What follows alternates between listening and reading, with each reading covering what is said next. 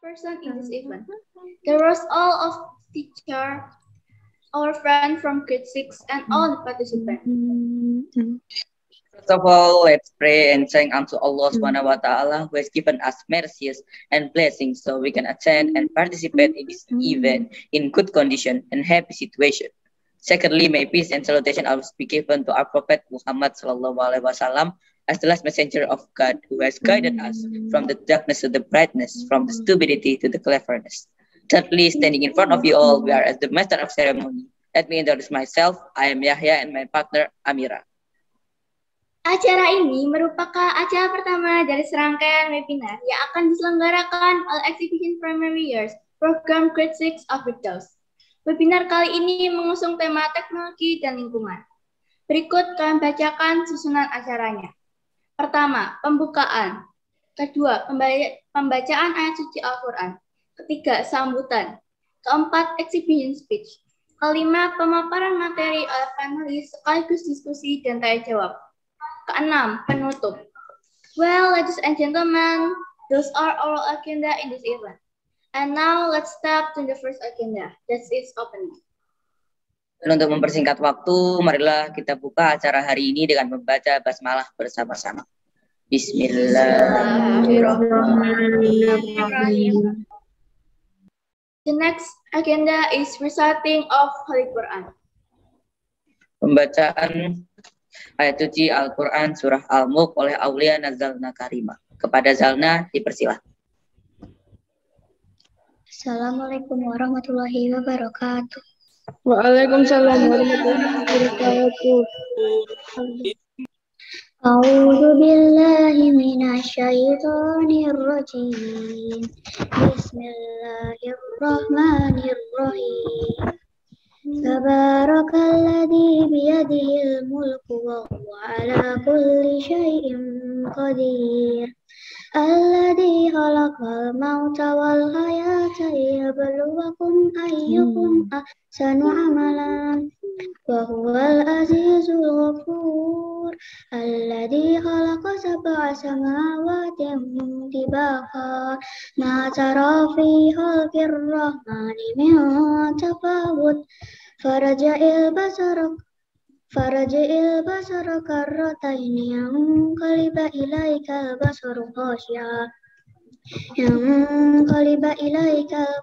khashi'a wa huwa hasir wa laqad zayyana as-samaa'a ad-dunya bimasabiha wa ja'alnaha rujuman lis-sayatin wa a'tadna lahum adzabas sa'ir walilladzina kafaru bi rabbihim adzabu jahannam wa bi'sal masir idza ulqu fiha sami'u laha shahiqan wa hiya tafur. Shadaqallahul azim. Next agenda is opening speech. Sambutan oleh Ibu Sixta Madubala as the principal of primary year program of Firdaus World Class Islamic School. Kepada Ibu Sixta, kami persilahkan.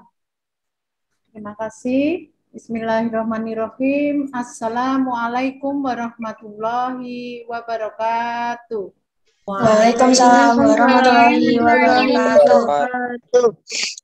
Alhamdulillahirabbil alamin wassalatu wassalamu ala asrofil anbiya'i wal mursalin wa ala alihi washabbihi ajmain. Anak-anakku semuanya beserta narasumber Bapak Hasan Zainuri MPD dan Ibu Vera Imanti MPSI. Senang sekali hari ini ya, Bunda Sikta sangat bangga dengan agenda acara yang diselenggarakan oleh anak-anak PYP Grade 6. Luar biasa. Dulu Bunda melihat kalian masih duduk di playgroup, duduk di TK ya, di pre-K, di K2. Sekarang sudah grade 6 dan luar biasa ya. Dari mulai MC membuka, kemudian tadi bacaan ayat suci Al-Quran, dan yang nggak kalah penting acara hari ini membuat, yang pertama membuat Bunda Sikta, dan tentunya semua ustadz-ustadzah, juga Yanda Bunda yang dari EY Al-Firdaus pasti bangga pada kalian semua. Karena hari ini kalian menunjukkan ya bahwa kalian adalah generasi yang hebat, anak-anak yang hebat yang mampu membuat peluang-peluang pengetahuan, mengembangkan pengalaman ya, supaya apa yang telah kalian pelajari kemudian juga kesempatan yang bisa diperoleh untuk sharing ilmu, untuk menambah ilmu, ini sangat luar biasa.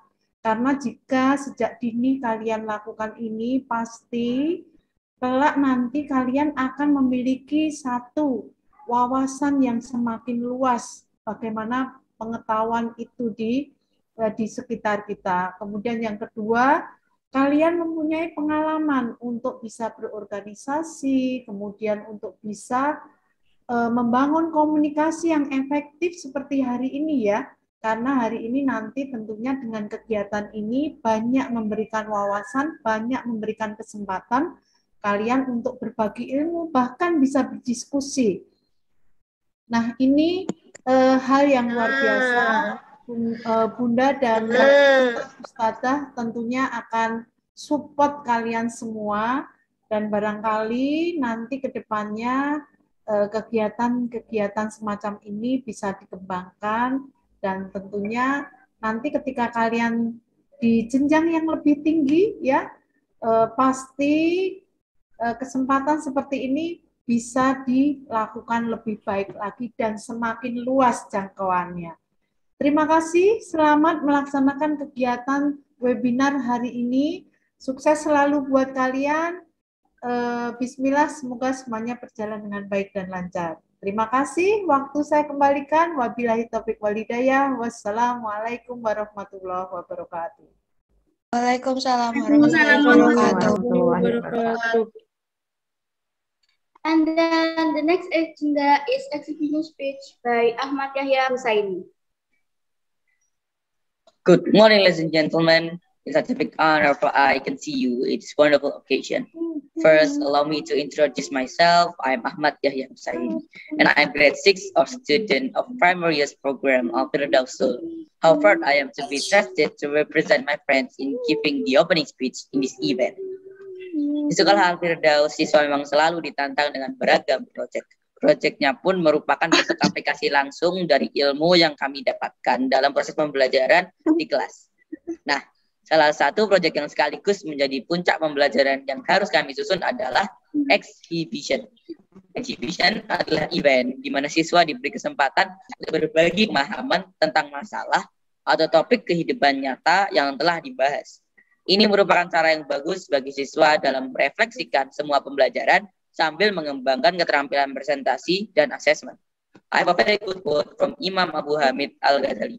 He said that knowledge without action is insanity, and action without knowledge is vanity. From this wonderful sentence, it emphasizes about practical importance. According to the famous saying that practice makes man perfect, it also taught by Islam that we have to practice what we learn. That's why it really supports to what to do during the exhibition process. EYP Exhibition dilaksanakan oleh siswa grade 6. Event ini merupakan salah satu pengalaman terakhir dari IB Primary Years Program yang dilakukan pada akhir tahun. Dalam event ini, siswa akan didorong untuk mengeksplorasi dan mendokumentasikan pemahaman kami tentang topik-topik penting dan belajar dari satu sama lain. There are a few main purposes of the exhibition. It aims to help students engage in a collaborative form of learning and inquiry. We also show autonomy and agency with regards to our learning and demonstrate that we have learned and can enact the key qualities of the IB Learner Profile. The IB Learner Profile encourages students to be knowledgeable, thinkers, communicators, open-minded, principled, caring, respectful, balanced, and reflective. Kami juga telah menerapkan berbagai skill yang telah kami pelajari dan dapatkan selama proses pembelajaran. Skill-skill tersebut ada di antaranya adalah thinking skill, research skill, communication skill, social skill, dan self-management skill. During the exhibition, the pupils can explore topics from a range of different perspectives, listen to other learners, and understand their points of view. This can help us take in new knowledge we might be able to use in our learning in the future. Kini, siswa-siswi grade 6 di WIP Altredos mempersembahkan webinar dengan tema Aku Merdeka Belajar dengan Digital Skills. Webinar ini sekaligus menjadi bentuk action dan exhibition kami. Tema yang diangkat dalam exhibition siswa sangatlah beragam. Ada yang fokus tentang skill IT, pemanfaatan sosmed untuk promosi dan berjualan, bisnis akun games, hingga kaitannya penggunaan IT dengan kesehatan. Namun fokus dari webinar ini kami batasi untuk topik-topik exhibition yang mengangkat tentang teknologi dan kesehatan saja. Well, ladies and gentlemen, I think that's all the opening speech from me. I hope this webinar will run well and everyone who joins this event will be able to get something positive from it. Thank you very much for your attention. Nah, tibalah saatnya kita sampai pada acara yang kita tunggu-tunggu bersama, yaitu webinar dengan tema Aku Merdeka Belajar dengan Digital Skill, yang menampilkan narasumber Bapak Hasan Zainuri MPD dan Ibu Vera Imanti MPSI Psikolog. Webinar kali ini akan dipandu oleh dua moderator rekan saya, yaitu Arhama Zibir Prastama dan Alia Ramadhani Putri Pratama. Yuk segera kita ikuti webinar ini.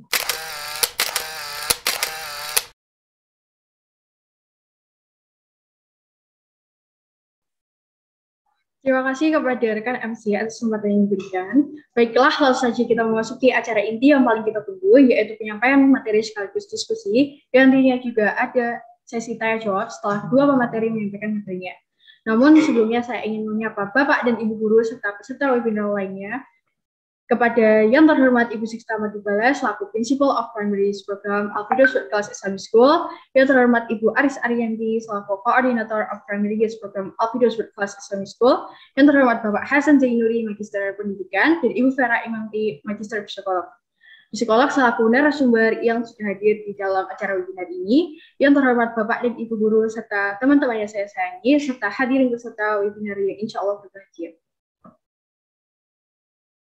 Peserta webinar yang kami hormati, sebagaimana telah diinformasikan, seminar pada hari ini mengambil tema tentang teknologi dan kesehatan. Kenapa sih kita mengangkat tema ini? Tentunya teknologi dan kesehatan sangat memiliki peran penting dalam kehidupan. Teknologi tidak hanya berperan dalam dunia pendidikan, namun berbagai di bidang kehidupan lainnya. Terlebih di era revolusi industri 5.0 ini semua lapisan kehidupan memanfaatkan teknologi. Kemudian kesehatan juga sangat penting bagi kehidupan kita. Kesehatan yang akan fisik saja, namun juga ada kesehatan mental yang mencakup pikiran, emosional, dan spiritual.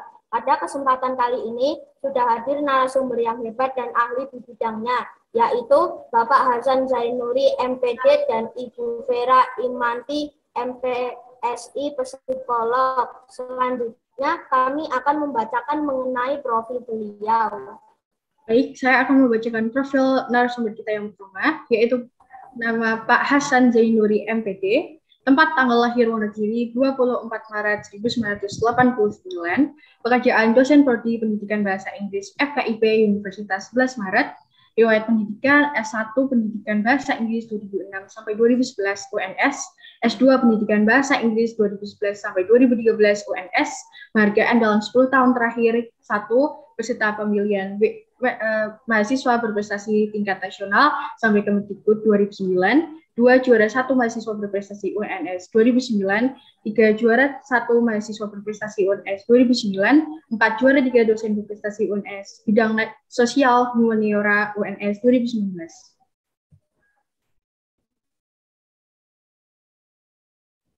Selanjutnya saya bacakan profil narasumber yang kedua, yaitu Ibu Vera Imanti Magister Psikolog, riwayat pendidikan Psikologi 2013 Universitas Muhammadiyah Surakarta, pekerjaan dosen UIN Mas Said Raden Master Psikologi Terapan Psikoaktif 2014 sampai sekarang, tempat praktek Psikologi Terapan Psikoaktif Puspa dan Baby Smile Karanganyar, skill assessment, interviewer, observer, dan parenting.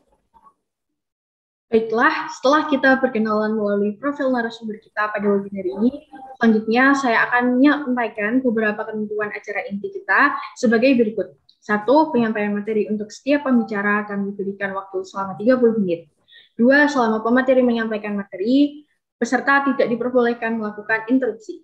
3. Sesi tanya jawab akan dibuka setelah kedua pemateri menyampaikan materinya. Demikian peraturan yang disepakati selama berlangsungnya acara. Selanjutnya, kami akan persilahkan kepada pemateri pertama, yang terhormat Bapak Hasan Zainuri MPD untuk menyampaikan materinya. Silakan Bapak. Oke, bismillahirrahmanirrahim. Assalamualaikum warahmatullahi wabarakatuh. Waalaikumsalam warahmatullahi wabarakatuh. Ya, yang saya hormati Bapak Ibu guru yang luar biasa hebat di SD Al-Asyifa Budi, dalam hal ini Al-Firdaus. Yang saya hormati pula Bapak Ibu guru yang hadir di kesempatan hari ini, serta mungkin ada orang tua juga, dan juga siswa-siswi yang saya banggakan ya di SD Al-Firdaus ini. Nah, tentunya di kesempatan pagi hari ini, pertama-tama saya ingin menyampaikan ucapan terima kasih karena saya diberikan kesempatan untuk menyampaikan sharing ide ataupun sharing materi ya terkait dengan teknologi dan dampak positif negatif serta pencegahannya. Di sini saya mencoba untuk sharing bersama-sama dengan pembicara yang kedua ya. Nah, mungkin dalam hal ini saya akan melihat pada sisi teknologi, dalam sisi bagaimana manfaat, bagaimana kekurangan, serta bagaimana pencegahannya. Nah, semoga nanti adik-adik di sini, terutama untuk siswa SD Al-Firdaus ya, bisa mendapatkan banyak manfaat. Dan tentunya setelah mengetahui penelitian ataupun research ya yang sudah dirangkum dalam sebuah exhibition ini menjadi sebuah kebanggaan ya bagi kalian semua. Tentunya saya juga sangat takjub ya, sangat kagum dengan apa yang sudah kalian lakukan. Ternyata kalian sudah bisa memanfaatkan teknologi dengan sebaik mungkin ya, dan bisa mengimplementasikan atau bisa create something. Nah, oke. Jadi coba saya share screen ya untuk kesempatan pagi hari ini, karena memang tema yang diberikan kepada saya adalah seputar teknologi, kemudian manfaat ya, serta dampak positif, dampak negatif, serta bagaimana cara mencegah kecanduan teknologi. Nah, dalam hal ini saya ingin mencoba sharing bagaimana kita bisa mengetahui berbagai macam hal yang berkaitan dengan topik ini. Nah, oke, jadi adik-adik ya, dalam hal ini saya panggil adik-adik karena memang di sini saya mencoba untuk lebih dekat dengan kalian semua. Ternyata kalian sudah memiliki kemampuan dalam hal pemanfaatan teknologi, terutama ketika sudah melakukan berbagai macam riset, berbagai macam creativity ya, berbagai macam produk yang sudah kalian lakukan itu, dan saya sangat bangga terhadap itu. Dan tentunya di sini ada banyak sekali manfaat, ada banyak sekali dampak positif yang bisa kita temukan di e-learning ataupun teknologi yang bisa dimanfaatkan untuk pendidikan ya.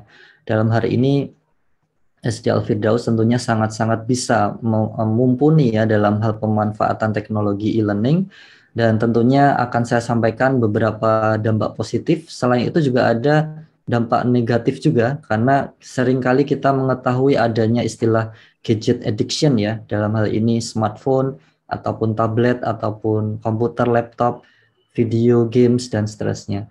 Jadi ini bisa menjadi gambaran. Ada dua gambar yang di awal saya berikan di cover presentasi saya.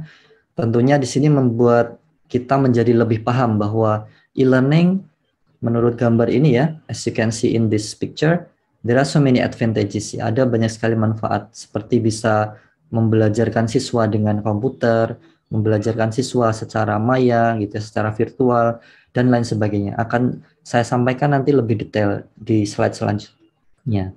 Kemudian ada gambar yang lain yaitu gadget addiction ya, gadget addiction, di mana mungkin istilah dalam bahasa Indonesia kita menyebutnya gawai gitu ya. Mungkin adik-adik dalam hal ini sudah mengenal apa itu gawai, yaitu ya smartphone, istilahnya gadget ya, kemudian tablet, kemudian komputer, laptop, dan seterusnya. Nah, hal inilah yang akan kita perbincangkan di sesi pertama ini ya. Tentunya apa saja kekurangannya, apa saja dampak negatifnya nanti akan saya coba share di slide-slide selanjutnya. Kemudian adapun dampak tersebut tentu harus kita cegah ya, harus kita bisa evaluasi apa-apa yang perlu dikurangi, apa-apa yang perlu diantisipasi. Nah, nanti di akhir saya akan coba share bagaimana mencegah kecanduan teknologi tersebut. Nah, oke. Sebelum masuk ke materi, mungkin ini sebagai sharing data ya, bahwa di Indonesia pada bulan Januari 2020 ada sebuah data yang saya ambil dari internet, di mana di sini populasi di Indonesia 272 juta, ya, sementara yang menggunakan mobile phone connection ya, dalam hal ini memanfaatkan mobile phone ada 338,2 juta, di mana ini sudah sangat-sangat banyak sekali ya, ternyata lebih dari jumlah penduduknya. Sementara pengguna internet itu 175,4 dan active social media users ya, yang menggunakan sosial media, yang punya Facebook, yang punya Instagram, itu sejumlah ini. Nah, bagaimana dengan tahun ini? Nah, di slide selanjutnya ada peningkatan ya, ada peningkatan yang signifikan. Jadi di Indonesia itu mungkin terkenal dengan banyak users of in the internet ya, pengguna internet banyak, dan semakin lama, semakin tahun akan semakin bertambah. Kita lihat di sini, penambahannya sekitar 10 juta sendiri. Oke, ada sekitar 10 juta sendiri. Jadi kita bisa melihat bahwa 160 menjadi 170 pengguna sosial media. Nah, lalu bagaimana dengan mobile internet use? Nah, tentunya ada data juga tahun 2020 Januari, di mana 171 juta pengguna mobile internet users, ada 98% itu menggunakan internet dengan menggunakan mobile phone ya. Kemudian men-share informasi internet menggunakan smartphone 96%, share all information menggunakan fitur-fitur yang ada di HP ya 5,3%, dan ini yang penting ya, rata-rata penggunaan waktu yang dipakai di smartphone atau di mobile devices ya sekitar 4 jam 46 menit. Nah, untuk setiap harinya ini data menurut survei ya. Di mana data selanjutnya menunjukkan peningkatan ya, kita lihat 4 jam 46 menit menjadi 5 jam. Nah, rata-rata se-Indonesia ya, tentunya peningkatan ini sangat signifikan kalau melihat jumlah penduduk di Indonesia yang begitu banyak. So what we can conclude ya, actually there are so many technology advancement, banyak sekali peningkatan perkembangan teknologi, dan kita harus mengantisipasi ini ya, dengan adanya banyak teknologi yang baru ternyata membuat pengguna, dalam hal ini masyarakat Indonesia dan tentunya saya gitu ya, Bapak Ibu guru dan tentunya adik-adik siswa dan semua yang ada di dunia ini untuk menggunakan internet lebih intens lagi. Nah, peningkatan inilah yang kemudian membuat kita lebih banyak terkoneksi di sosial media. Dari data yang ditunjukkan dari jumlah penduduk di Indonesia ya, dan 99% itu aktif ya dalam menggunakan sosial media di mobile devices mereka. Jadi di smartphone, di tablet, di laptop dan seterusnya. Jadi kita bisa simpulkan ya bahwa memang pengguna internet itu banyak di Indonesia, terutama pengguna sosial media itu semakin bertambah, dan di smartphone apalagi di mobile devices apalagi semakin bertambah, sehingga inilah yang membuat kita untuk mengantisipasi apa yang perlu kita persiapkan di era digital ini. Nah, mungkin sebelum masuk ke materi saya ingin bertanya beberapa pertanyaan gitu ya kepada adik-adik siswa dalam hal ini yang tentunya mengalami gitu ya beberapa hal yang akan saya sampaikan atau akan saya tanyakan ya. Nah, pertanyaan ini sebetulnya ada di sebuah website ya, yang tentunya website ini seputar penggunaan gadget ya. Saya coba share screen dari website tersebut ya, di mana di website ini menunjukkan adanya pertanyaan-pertanyaan ya.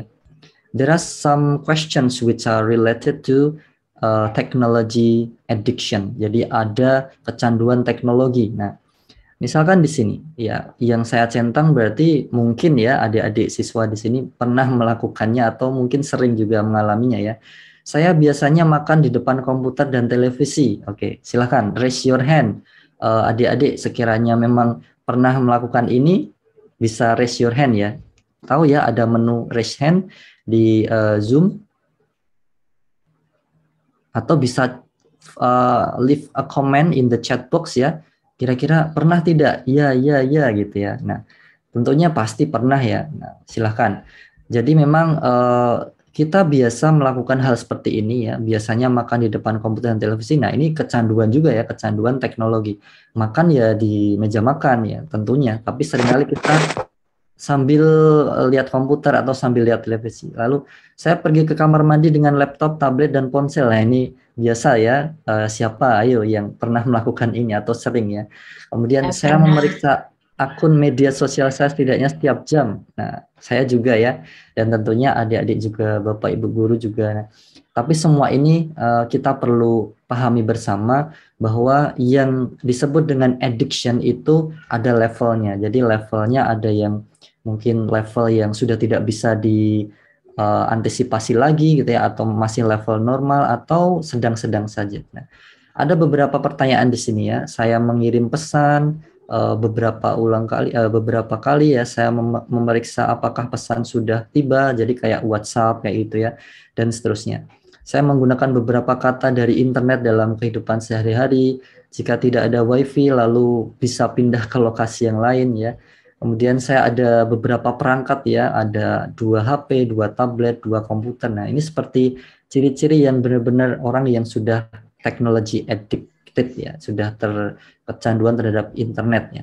Kemudian ada kalanya kita membeli produk dari toko terdekat dengan online ya, secara online seperti Shopee, Go Shop gitu ya, Gojek dan seterusnya ya, GoFood gitu ya. Nah, kemudian ada seperti ini ya, punya beberapa akun media sosial ya, kemudian menghabiskan sebagian besar waktu kita di depan layar komputer, laptop, dan HP. Nah, kemudian kadang lupa makan gitu ya. Kemudian lebih dari 5 browser. Nah, seperti saya sekarang ini juga ada beberapa tab ya. Kemudian ada beberapa perangkat di lingkungan saya dan seterusnya. Jadi bahkan sampai sempat bermimpi gitu ya, berselancar di internet. Wah, sampai ke bawah mimpi. Nah, jadi beberapa pertanyaan ini tentunya ya adik-adik dan tentunya semuanya pernah mengalami, bahkan saya juga. Nah, kita perlu memahami bersama adanya technology addiction ya, di mana kita sudah tidak bisa dipungkiri lagi teknologi itu sudah ada di kehidupan sehari-hari kita. Yang perlu kita ketahui adalah bagaimana mencegahnya dan bagaimana membuatnya seimbang dengan penggunaan teknologi-teknologi yang lain gitu ya. Tidak hanya smartphone saja, tetapi juga laptop, komputer, dan lain-lain. Nah, lalu saya akan menyampaikan yang pertama ya, this is the benefits of technology in education. Probably you have already known ya from this picture, there are some advantages ya, like I have shown in the previous slides. There will be a computer which is used by the teacher to teach the materials. Ada guru ya yang menggunakan komputer atau laptop atau tablet ya untuk mengajar atau menggunakan HP melalui Zoom ya. Jadi inilah salah satu manfaatnya. Nah, bagaimana detailnya? Kita lihat satu persatu ya. This is the positive effect ya, dampak positifnya. Yang pertama yaitu e-curriculum. Nah, mungkin adik-adik sekarang yang sedang bersekolah di SD ya, tentunya sudah pernah mendapatkan apa itu virtual homework ya. Pekerjaan rumah atau PR atau tugas yang dilakukan secara virtual. Nah, inilah manfaat e-curriculum ini. Jadi guru dan siswa bisa mengintegrasikan tugas-tugas melalui dunia maya ya, melalui internet, melalui WhatsApp, melalui Google Classroom dan lain sebagainya. Dan dengan teknologi ini guru atau sekolah dapat memberikan berbagai macam fasilitas pembelajaran secara e-learning ya, pembelajaran secara berbasis internet ya. Misalkan melalui learning management system atau melalui Google Classroom atau melalui Edmodo dan lain sebagainya. Sehingga ini akan membuat siswa coba sekarang kalau pas sudah ada virtual homework ya ataupun e-book ya ataupun berbagai macam fasilitas e-learning, kalau ke sekolah kayaknya lebih ringan ya tasnya ya. Jadi nggak perlu bawa buku berat-berat lagi. Tapi misalkan adik-adik sudah punya tablet dibawa ke sekolah, tinggal bawa tabletnya saja, semuanya ada di situ. Jadi semakin ringan ya tas sekolah ya, semakin ringan, tidak perlu bawa buku berat-berat. Kemudian yang kedua ya, the teaching and learning process will be more interactive. Kita bisa mengetahui ini dari implementasi yang sudah terjadi sekarang ya. Misalkan saya menggunakan platform-platform seperti Nearpod, kemudian Kahoot, kemudian Quizizz, Schoology, dan lain sebagainya, di mana pembelajaran bisa menjadi lebih interaktif. Nah, kalau di tingkat SD, saya yakin ya di Al-Firdaus tentunya sudah memanfaatkan banyak sekali media pembelajaran yang bisa meningkatkan interaksi antara siswa dengan guru. Nah, dalam hal ini siswa diharapkan akan lebih tertarik pada mata pelajaran yang dipelajari, karena pelajaran yang disampaikan dengan metode pembelajaran yang interaktif seperti game-based learning ya, atau gamification. Dalam hal ini guru memanfaatkan pembelajaran berbasis game ya, seperti Kahoot ya. Jadi ada quiz di dalamnya, lalu ada kompetisi. Nah, kompetisi inilah yang akan membuat siswa jauh lebih menarik dalam pembelajaran di kelas tersebut. Nah, selanjutnya ada fungsi atau manfaat yang lain, yaitu meningkatkan pengetahuan, di mana ketika pembelajaran itu dilakukan dengan berbantuan teknologi atau technology enhanced language learning ya, technology enhanced learning, pembelajaran berbantuan teknologi, akan lebih banyak fasilitas yang bisa dimanfaatkan oleh guru dan siswa. Let's say virtual reality ya, augmented reality, dan lain sebagainya. Ya, misalkan ya, siswa tidak hanya di kelas, tetapi dengan memanfaatkan teknologi, siswa diminta untuk virtual tours ya, melakukan kunjungan secara virtual dengan menggunakan virtual reality box. Nah, ini sangat-sangat dapat bisa diimplementasikan ya, dan sudah diterapkan di Indonesia tentunya. Nah, pasti di Al-Firdaus juga sudah melakukan ini ya. Jadi untuk mencoba berbagai hal yang dapat meningkatkan kemampuan siswa supaya lebih mendalam lagi dalam memahami materi pembelajaran, sehingga skills mereka, skills siswa bisa meningkat. Nah, kemudian dampak positif selanjutnya ya, the next will be related to individual learning. So every one of you, if you learn the materials by using technology, you can learn by using your own style, by using your own pace. Jadi ada pola kalian sendiri ya, pola siswa masing-masing, di mana adik-adik di sini pasti belajar sesuai dengan stylenya. Misalkan mau audio visual bisa ya, mau video saja bisa ya, atau mau kinestetik bisa. Jadi sesuai dengan style siswa masing-masing. Dan juga bisa menyesuaikan kecepatan. Jadi misalkan ada siswa yang fast learners gitu ya, pembelajar yang cepat, dia akan belajar lebih cepat. Tidak perlu menunggu teman-temannya. Sementara teman-temannya yang slow response misalkan, dia akan menyesuaikan dengan model atau style yang mereka miliki. Jadi tidak ada yang tertinggal, mereka semua siswa-siswa akan memiliki kemampuan sendiri untuk bisa belajar sesuai dengan kemauan mereka. Nah, tentu di sini guru punya peran ya untuk mengencourage siswa supaya belajar lebih giat. Nah, lalu dampak selanjutnya ataupun manfaat selanjutnya yaitu collaborative learning that will be better ya. Jadi kalau ada teknologi, pembelajaran di kelas akan lebih bisa berkolaborasi dengan teman-temannya lebih baik lagi. Let's say ketika ada tugas project ya, di mana siswa diminta untuk membuat sebuah misalkan greeting cards ya, akan lebih menarik lagi ketika siswa itu berkolaborasi bersama di Canva misalkan ya, secara kolaboratif ya, secara online, sehingga siswa dapat membuat greeting cards itu bersama-sama melalui dunia maya. Bisa berkolaborasi tanpa harus terbatas waktu dan terbatas tempatnya. Sehingga tidak hanya terlibat dengan sekolah atau teman-teman sekolahnya, tetapi siswa juga bisa terlibat dengan siswa-siswa lain di luar Surakarta, di luar Indonesia, bahkan seperti itu ya, sampai ke luar negeri bisa berkolaborasi. Nah, ini kolaborasi yang sangat-sangat memungkinkan bisa dilakukan ya. Kemudian selanjutnya ada dampak positif yang lain yaitu video assisted learning, di mana ketika kita melihat gambar ini ya, ada seorang guru mengajar menggunakan laptop dan terunggah di YouTube. Nah, misalkan, saya yakin Bapak Ibu guru di Ashifa Al-Firdaus ya dalam hal ini pasti sudah pernah mengupload sebuah media pembelajaran di YouTube atau di video assisted learning lainnya. Nah, dalam hal ini platform pembelajaran yang berbentuk video akan bisa meningkatkan interest siswa karena siswa akan lebih bisa tertarik dengan materi yang disampaikan melalui gamification atau melalui video yang akan mendorong efektivitas pembelajaran.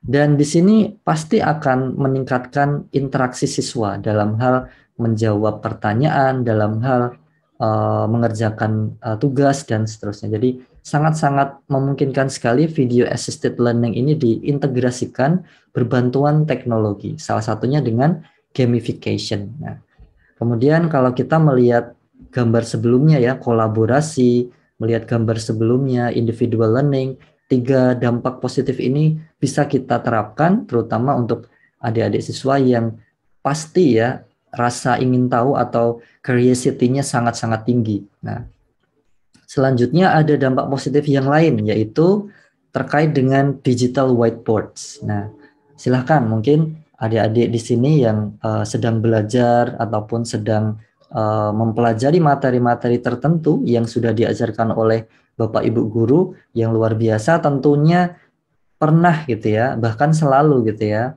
menggunakan apa itu digital whiteboards. Bisa dalam bentuk screen sharing seperti ini ya, screen sharing ataupun menggunakan screen recordings ya, Bapak Ibu guru menyampaikan materi direkam lalu diunggah di YouTube dan ditonton oleh siswa-siswinya karena memang beberapa waktu lalu kita masih pembelajaran terbatas ya, pembelajaran online. Nah, saya kira teknologi ini sangat membantu sekali bagi Bapak Ibu guru dan bagi siswa-siswa.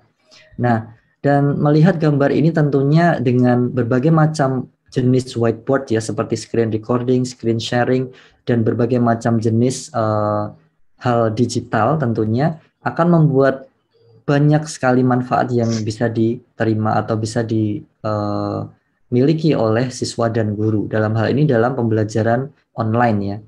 Kemudian manfaat yang lain ketika melihat gambar ini ada siswa yang belajar ya di depan laptop dengan melihat berbagai macam sosial media. Nah, pasti adik-adik siswa SD di sini sudah sangat sering sekali ya melihat apa itu pembelajaran online dengan sosial media.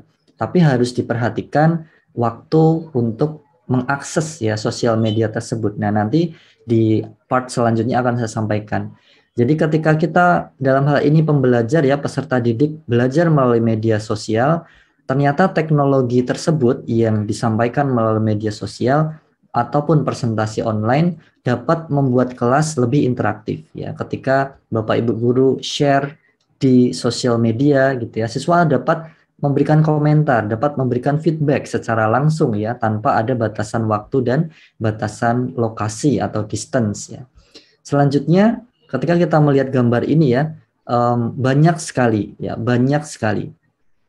kegiatan-kegiatan yang fun gitu ya, fun activities dalam pembelajaran. Misalkan ini ya, science learning menggunakan alat peraga gitu ya, science learning menggunakan media-media yang menarik gitu ya, dan tentunya dengan menggunakan teknologi, dengan menggunakan banyak sekali media yang sudah berkembang sekarang ini ya, tentu belajar sains akan lebih tertarik dan akan lebih menarik lagi bagi siswa ya, karena ada virtual reality, augmented reality misalkan. Jadi akan lebih bisa mengetahui apa makna dari materi tersebut. Nah, kemudian dampak selanjutnya masih banyak ya ternyata. Nah, selanjutnya tentu bermanfaat bagi guru. Nah, tentunya saya sendiri sebagai pengajar di universitas sangat-sangat memiliki banyak sekali manfaat ya, mendapatkan banyak sekali manfaat dari teknologi yang sudah ada sekarang ini.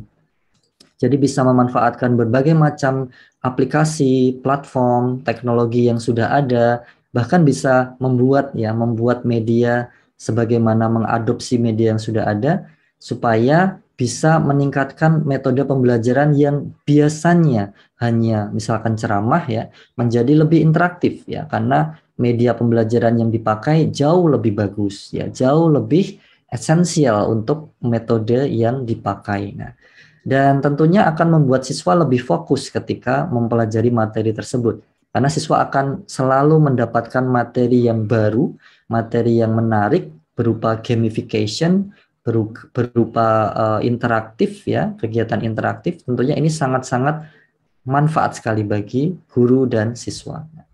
Selanjutnya dalam hal ini tentunya siswa-siswa SD, SMP, SMA ya ataupun universitas akan dapat memanfaatkan teknologi untuk meningkatkan kemampuan abad 21 ya, 21st century skills ya, 21st century skills. Salah satu di antaranya adalah creative thinking ya, critical thinking ya, collaboration. Kemudian masih banyak lagi. Nah, tentunya dalam hal ini digital literacy ya, media literacy termasuk di dalamnya. Kalau kita memanfaatkan teknologi seperti yang adik-adik tadi sudah berikan ya, presentasi dalam bentuk riset ya, dalam bentuk project based learning. Nah, itu sangat-sangat aplikatif sekali. Nah, tentunya kemampuan adik-adik di sini sangat meningkat ya dalam hal pembelajaran ya. Bagaimana bisa mengimplementasikan apa yang sudah diajarkan oleh Bapak Ibu guru dalam bentuk real object ya, bentuk creating ya, mencipta. Nah, saya kira ini sangat-sangat sudah diimplementasikan ya dan sangat-sangat sudah diterapkan oleh Bapak Ibu guru dan siswa-siswi SD di Al-Firdaus.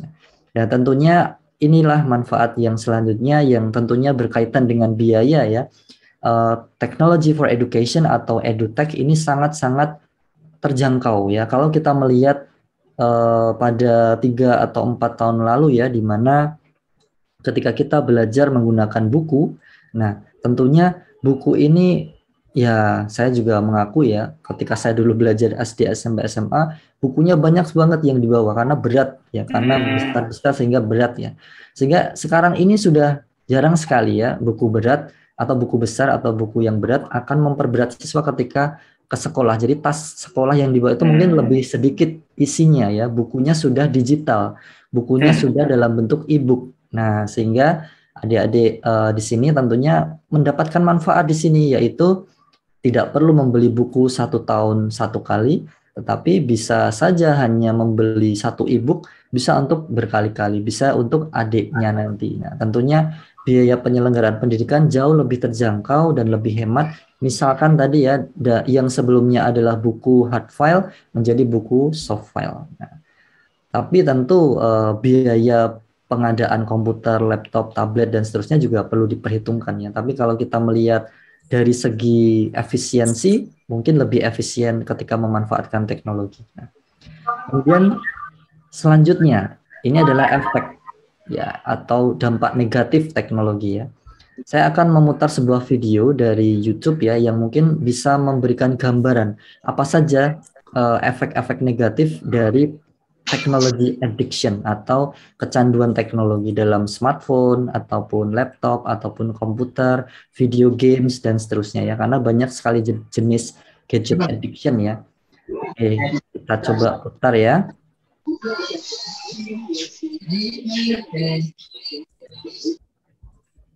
Oke, sebentar.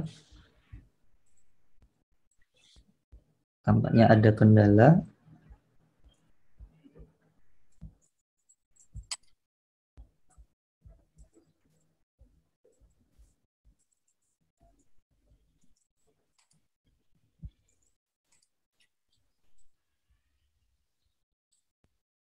Ya, oke. Oh iya, tampaknya ada kendala ya ketika saya. Oh ini, enable content ya, sebentar.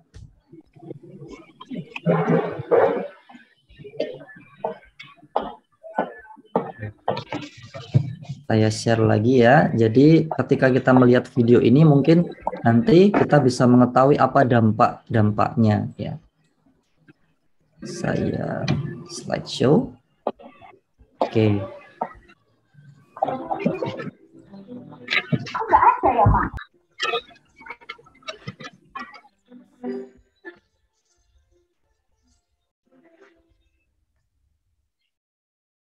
Ya, share audionya belum saya klik ya. Oke, jadi ini ya. Coba kita lihat. Jadi di sini, nah,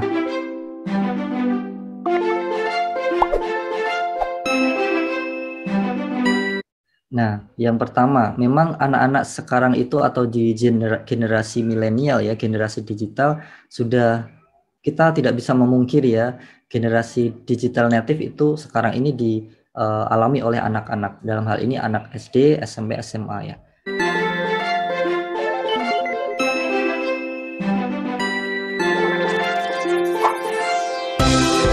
Nah, ini akan memiliki dampak ya terhadap tumbuh kembang anak yang mungkin nanti akan disampaikan oleh pembicara kedua ya, Bu Vera dalam hal ini.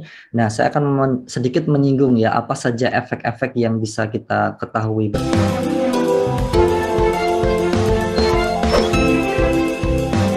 Nah, anak akan terlalu sering bermain perangkat digital sehingga aktivitas fisiknya berkurang. Let's say ketika seharusnya anak-anak SD itu bermain, belajar secara bermain bersama-sama dengan teman-temannya ya. Tapi ketika ada anak yang kecanduan gadget atau gadget addiction ya, smartphone addiction, dia tidak mengikuti kegiatan bersama teman-teman lainnya, dalam hal ini bermain sambil belajar atau belajar sambil bermain ya. Nah, dia akan terlalu sering bermain gadgetnya atau smartphone-nya dengan bermain game atau sosial media atau menonton video dan seterusnya. Jadi inilah salah satu dampak negatif yang perlu adik-adik perlu ketahui. Kita harus mencoba untuk menghindarinya ya. Jangan terlalu sering ya. Oke.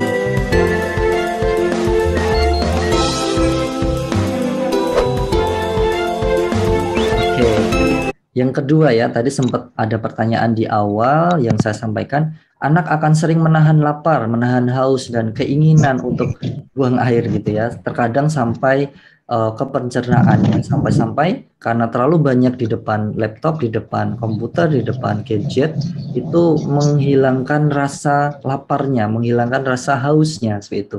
Ini salah satu efek yang mungkin terjadi gitu ya pada anak-anak ya tentunya, dan tentunya bagi orang dewasa juga pernah mengalami hal ini.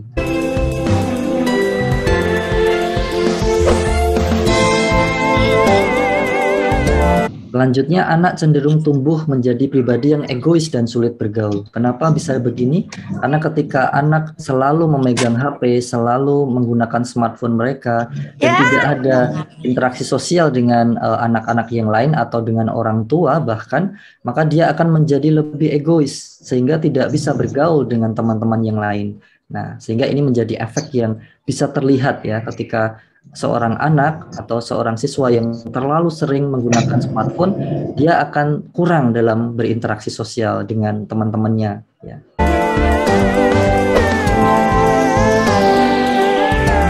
Kemudian anak akan lebih cenderung sulit mengenali emosinya, apakah dia itu cenderung pemarah gitu ya, murung atau selalu menyendiri, sehingga dia akan lebih merasa bahwa dirinya itu merasa sendiri. Nah, karena hanya di depan laptop, di depan gadget, di depan smartphone, tidak ada orang lain yang memperhatikannya, sehingga emosionalnya bisa naik turun gitu ya.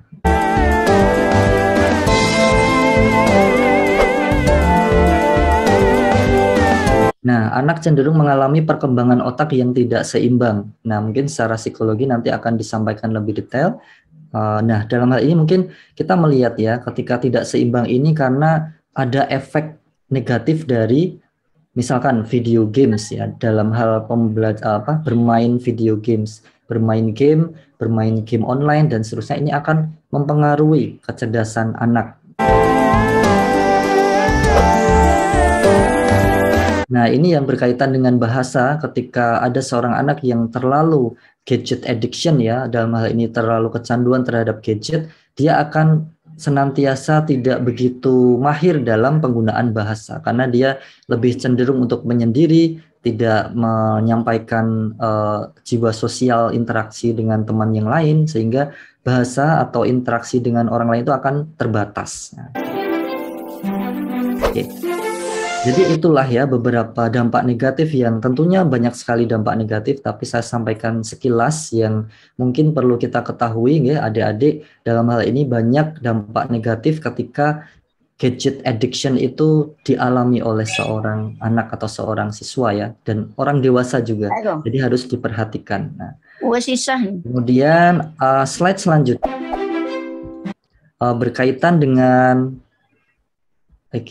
bagaimana mencegah ya supaya tidak terjadi technology addiction. Di gambar ini disampaikan ada smartphone addiction ya, ada terlalu kecanduan terhadap smartphone, ada social network yang berkurang ya karena tadi efek tadi, lalu ada mobile phone dan seterusnya, sehingga ini membuat banyak sekali dampak negatif yang saya sampaikan di atas. Dan pencegahannya ada beberapa hal. Ya. There are several ways ya for us to prevent the gadget addiction. Ya, one of them is keep the track. Ya, jadi harus ada rules di keluarga supaya anak-anak ini punya aturan dalam menggunakan gadget mereka. Jadi ada healthy habits lah, istilahnya seperti itu ya. Jadi penggunaan teknologi itu harus diatur berapa banyak dalam suatu waktu. Misalkan satu hari untuk anak SD harus misalkan 1 jam atau 2 jam atau 3 jam ya, tergantung dari penggunaan gadget tersebut, apakah untuk bermain atau untuk belajar atau untuk mengerjakan tugas. Jadi harus ada healthy limit yang di-setting oleh orang tua, dan dalam hal ini siswa atau anak juga harus stick to it, harus mematuhi ya aturan ini. Nah, kemudian yang kedua yaitu lead by example. Nah, kalau kita melihat di sini ya, kalau kita melihat beberapa hal yang perlu kita perhatikan, ketika seorang ayah atau seorang ibu memberikan contoh yang baik kepada anak, tentu anak juga akan mengikutinya. Jadi berawal dari orang tua. Nah, saya sendiri juga sebagai orang tua, anak saya juga melihat saya ketika saya menggunakan smartphone,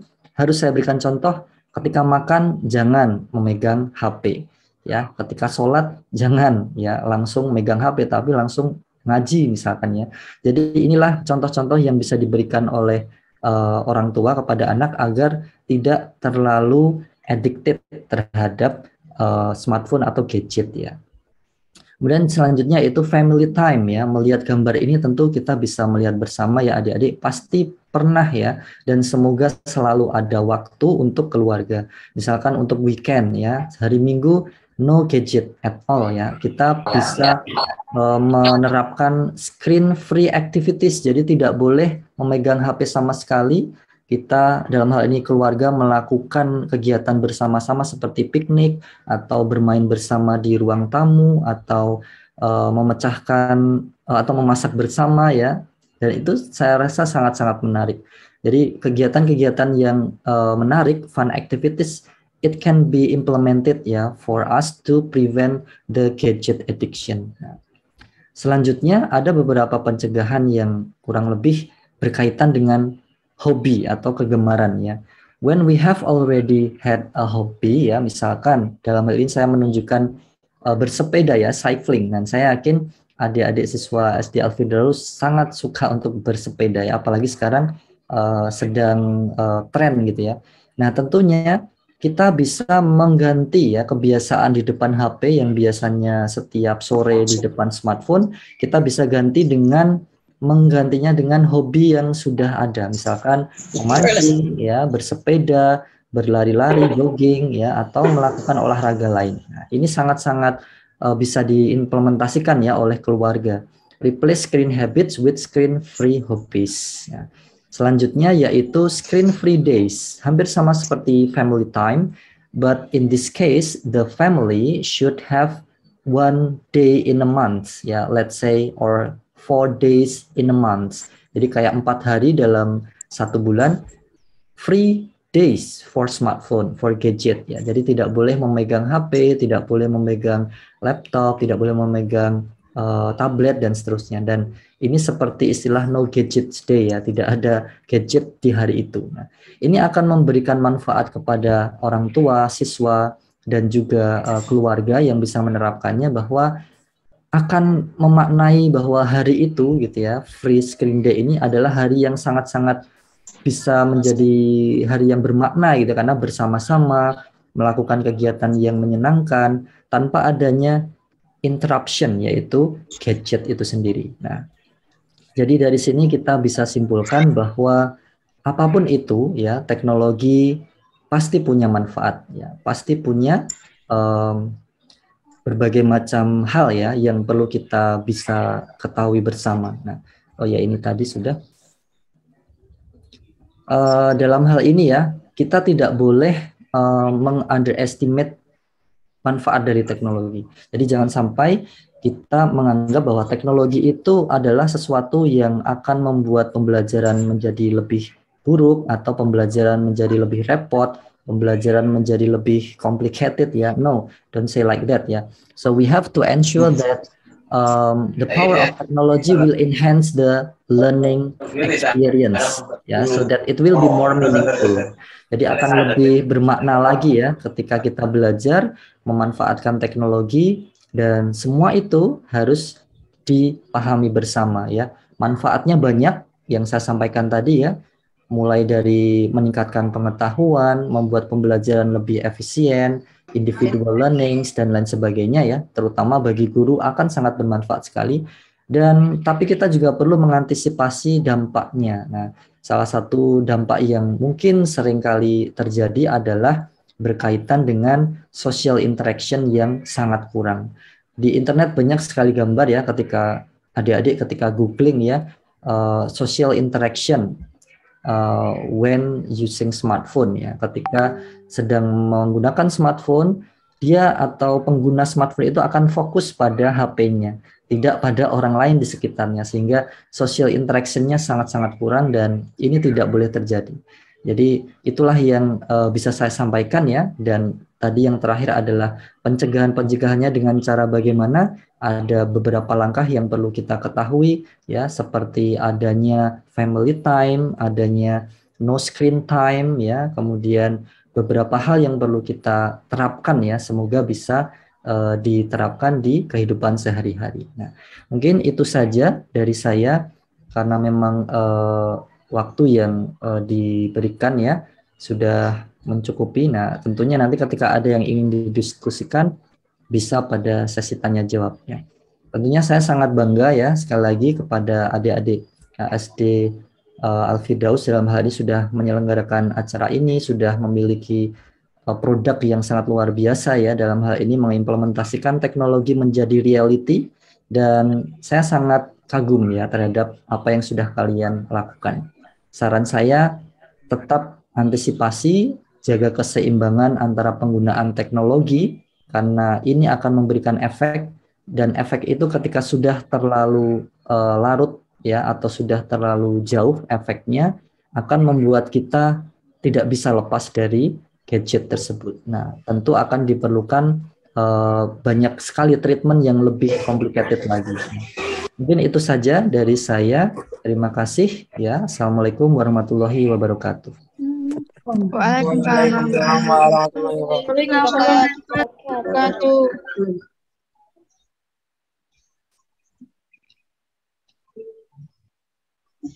Baik, Bapak, luar biasa materinya. Terima kasih, Bapak. Sangat bermanfaat untuk kita semua. Nanti akan diperdalam lagi dengan sesi tanya jawab, oke?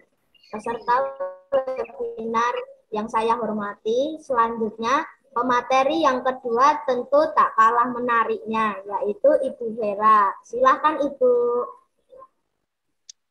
Baik, terima kasih. Tadi siapa ya yang mempersilahkan saya? Atas nama siapa ini?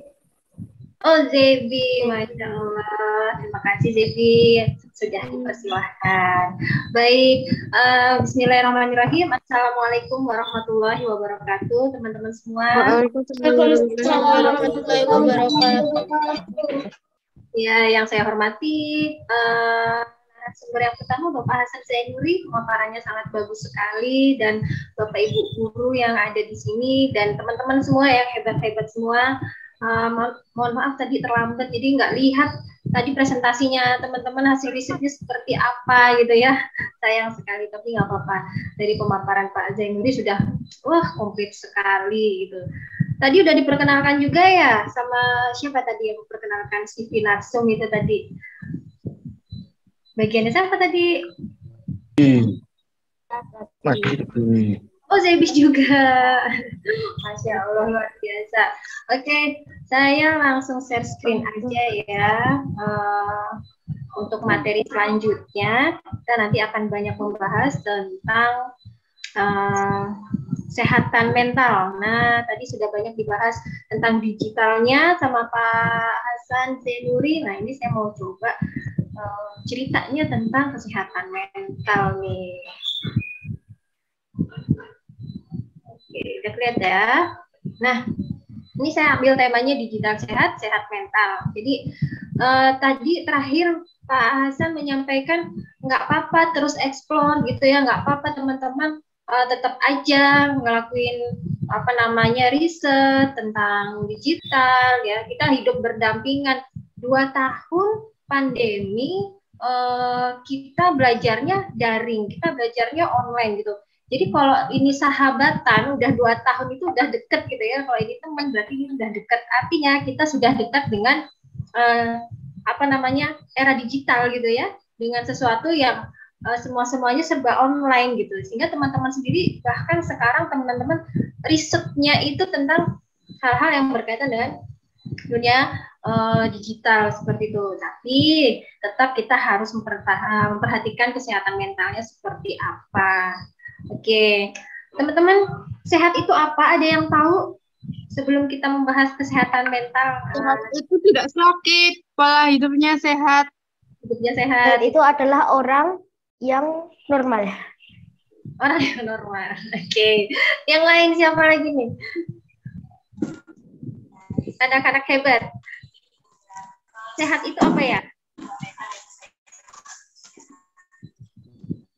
Sehat itu adalah semua bagian tubuh kita sehat dan organ-organ dalam kita juga sehat, mental kita juga sehat.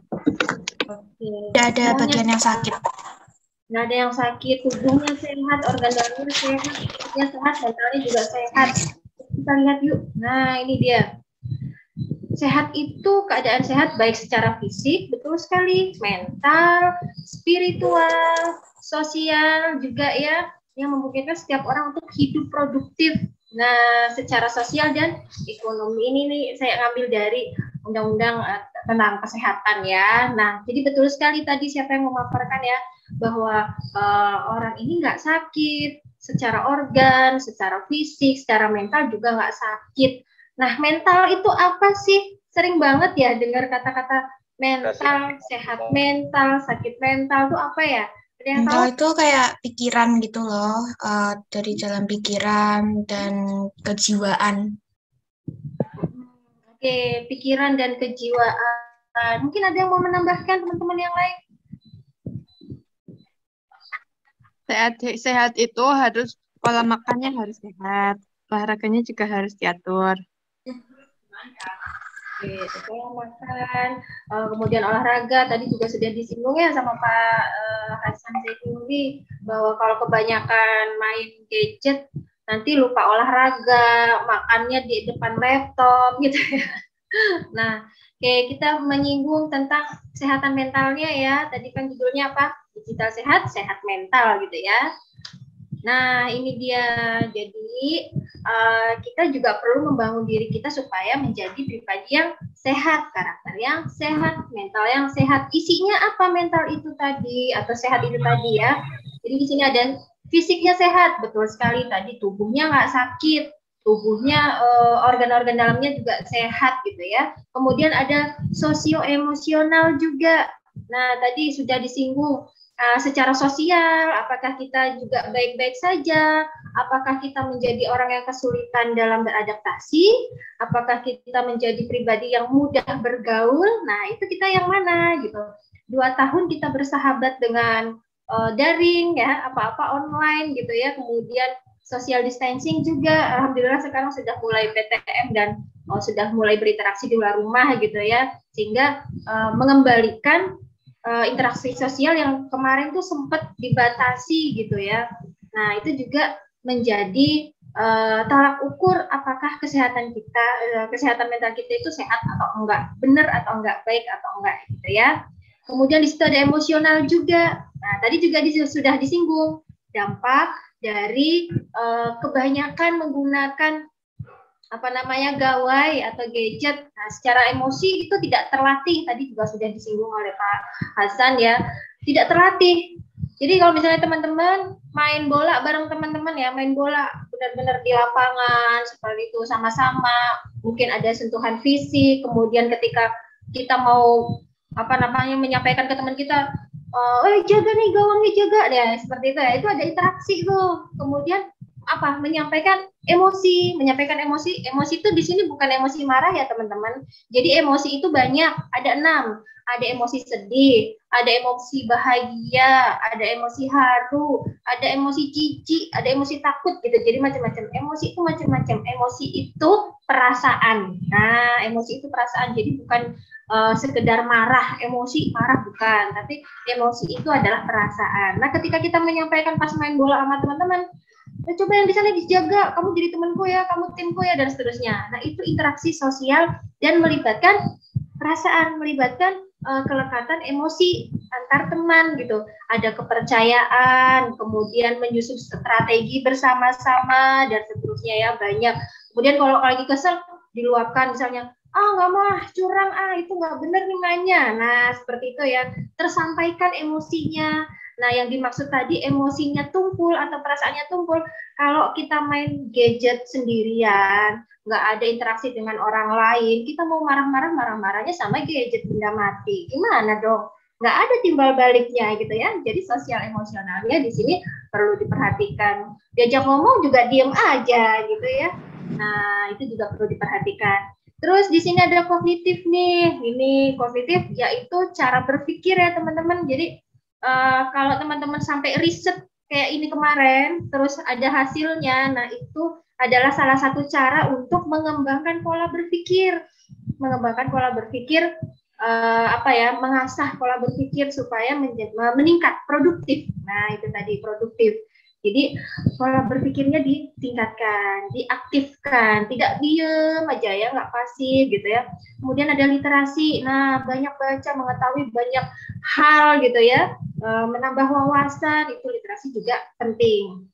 Tapi teman-teman yang nggak kalah pentingnya adalah di sini ada aspek spiritual gitu loh ya. Jadi jangan lupa meskipun dapat support di sekolahan, dapat support dari orang tua, kemudian kita dengan dunia digital nggak salah kok, iya benar banyak positifnya, tapi jangan sampai lupa sholat, terlambat ke masjid, ngajinya diabaikan karena saking keasikan gitu ya. Kalau kita udah di depan laptop, gadget gitu pasti biasanya lupa waktu gitu ya.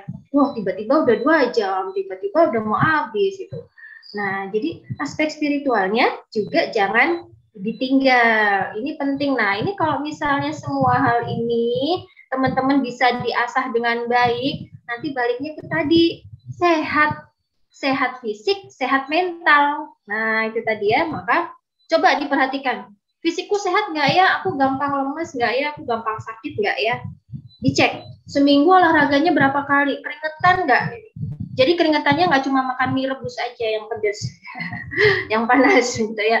Tapi keringetan karena olahraga. Nah, dicek sepedaan keringetan nggak. Kemudian gimana nih hubungannya dengan teman, dengan keluarga. Aku kok akhir-akhir ini gampang marah ya. Aku kok akhir-akhir ini gampang sedih ya. Nah, hati-hati, siapa tahu ada emosi atau perasaan yang tidak tuntas, nggak selesai, ada permasalahan yang nggak selesai. Bicara sama ayah bunda, Bun, kenapa ya kok aku akhir-akhir ini gampang sedih, gampang marah gitu. Kenapa sih ini soal kok susah banget bikin aku sebel gitu kan, dan seterusnya. Itu perlu dibicarakan, dicek lagi. Nah, kemudian kognitif, cara berpikir tadi, literasi, jadi pakai era digital ini dimudahkan sekali, betul kata Pak Hasan tadi. Ya, e-booknya udah banyak gitu loh. Cari yang kayak apa ada semua gitu, memudahkan gitu ya. Nah, termasuk ketika kita meningkatkan aspek spiritualnya. Kita semakin jauh nggak sama Allah? Atau kita justru mendekatnya sama Allah? Kalau semakin menjauh berarti kriterianya apa nih? Wah, ini sudah banyak manfaatnya atau mudaratnya nih, gitu ya. Ini bermanfaat atau enggak gitu. Jadi kita bisa ngecek diri kita sendiri. Ini udah benar atau belum ya? Nah, itu dari sini ya, teman-teman. Kemudian, nah, sering nggak dengar kata-kata IQ? Sering. Mau tahu IQ berapa? Pernah dites IQ? Ada yang pernah dites IQ? Pernah. Oh, pernah. Ada ya. Nah, IQ itu apa? IQ itu kemampuan berhitung, pemahaman verbal, kemampuan ruang, pengamatan, penalaran, terus ada pemecahan masalah. Oke. Oke, ya. Kalau IQ ini biasanya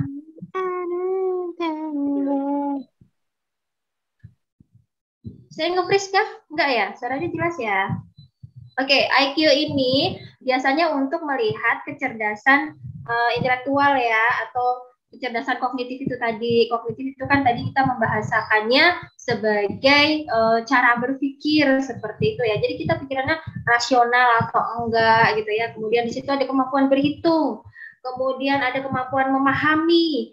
Kemudian ada kemampuan verbalnya seperti apa gitu ya. Kemudian kita punya kemampuan untuk membayangkan ruang atau berpikir abstrak. Jadi membayangkan ruang itu misalnya gini. Oh, ruang kamarku itu ukurannya 3x4. Jadi kalau aku tambah lemari yang ukurannya 2 meter, itu berarti harus gimana? Nah, kayak gitu. Itu tuh masuknya di kecerdasan kognitif gitu ya. Kemudian ada pemecahan masalah. Aku punya masalah nih, aku bagaimana ya solusinya? Nah, itu masuknya ke kecerdasan kognitif. Dulu besok tuh ada ulangan tuh 2, ulangan bahasa Inggris sama bahasa Arab misalnya. Terus aku gimana ya belajarnya? Aku harus seperti apa? Nah, itu kemampuan kognitif gitu. Jadi menerapkan di kehidupan sehari-hari.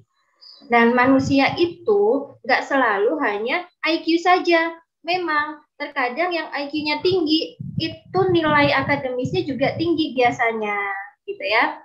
Nah, tapi jangan salah, banyak juga nih orang-orang yang IQ-nya tinggi, yang nilai-nilai akademisnya bagus, tinggi juga, tapi ternyata ketika dia sudah ada di dunia kerja, dia bukan menjadi orang yang berhasil dan sukses.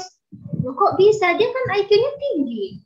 Terus dia juga nilai-nilai sekolahnya juga tinggi. Kok dia bukan jadi orang yang sukses ya, gitu kan? Nah, ukuran sukses nanti macam-macam ya, standarnya gitu.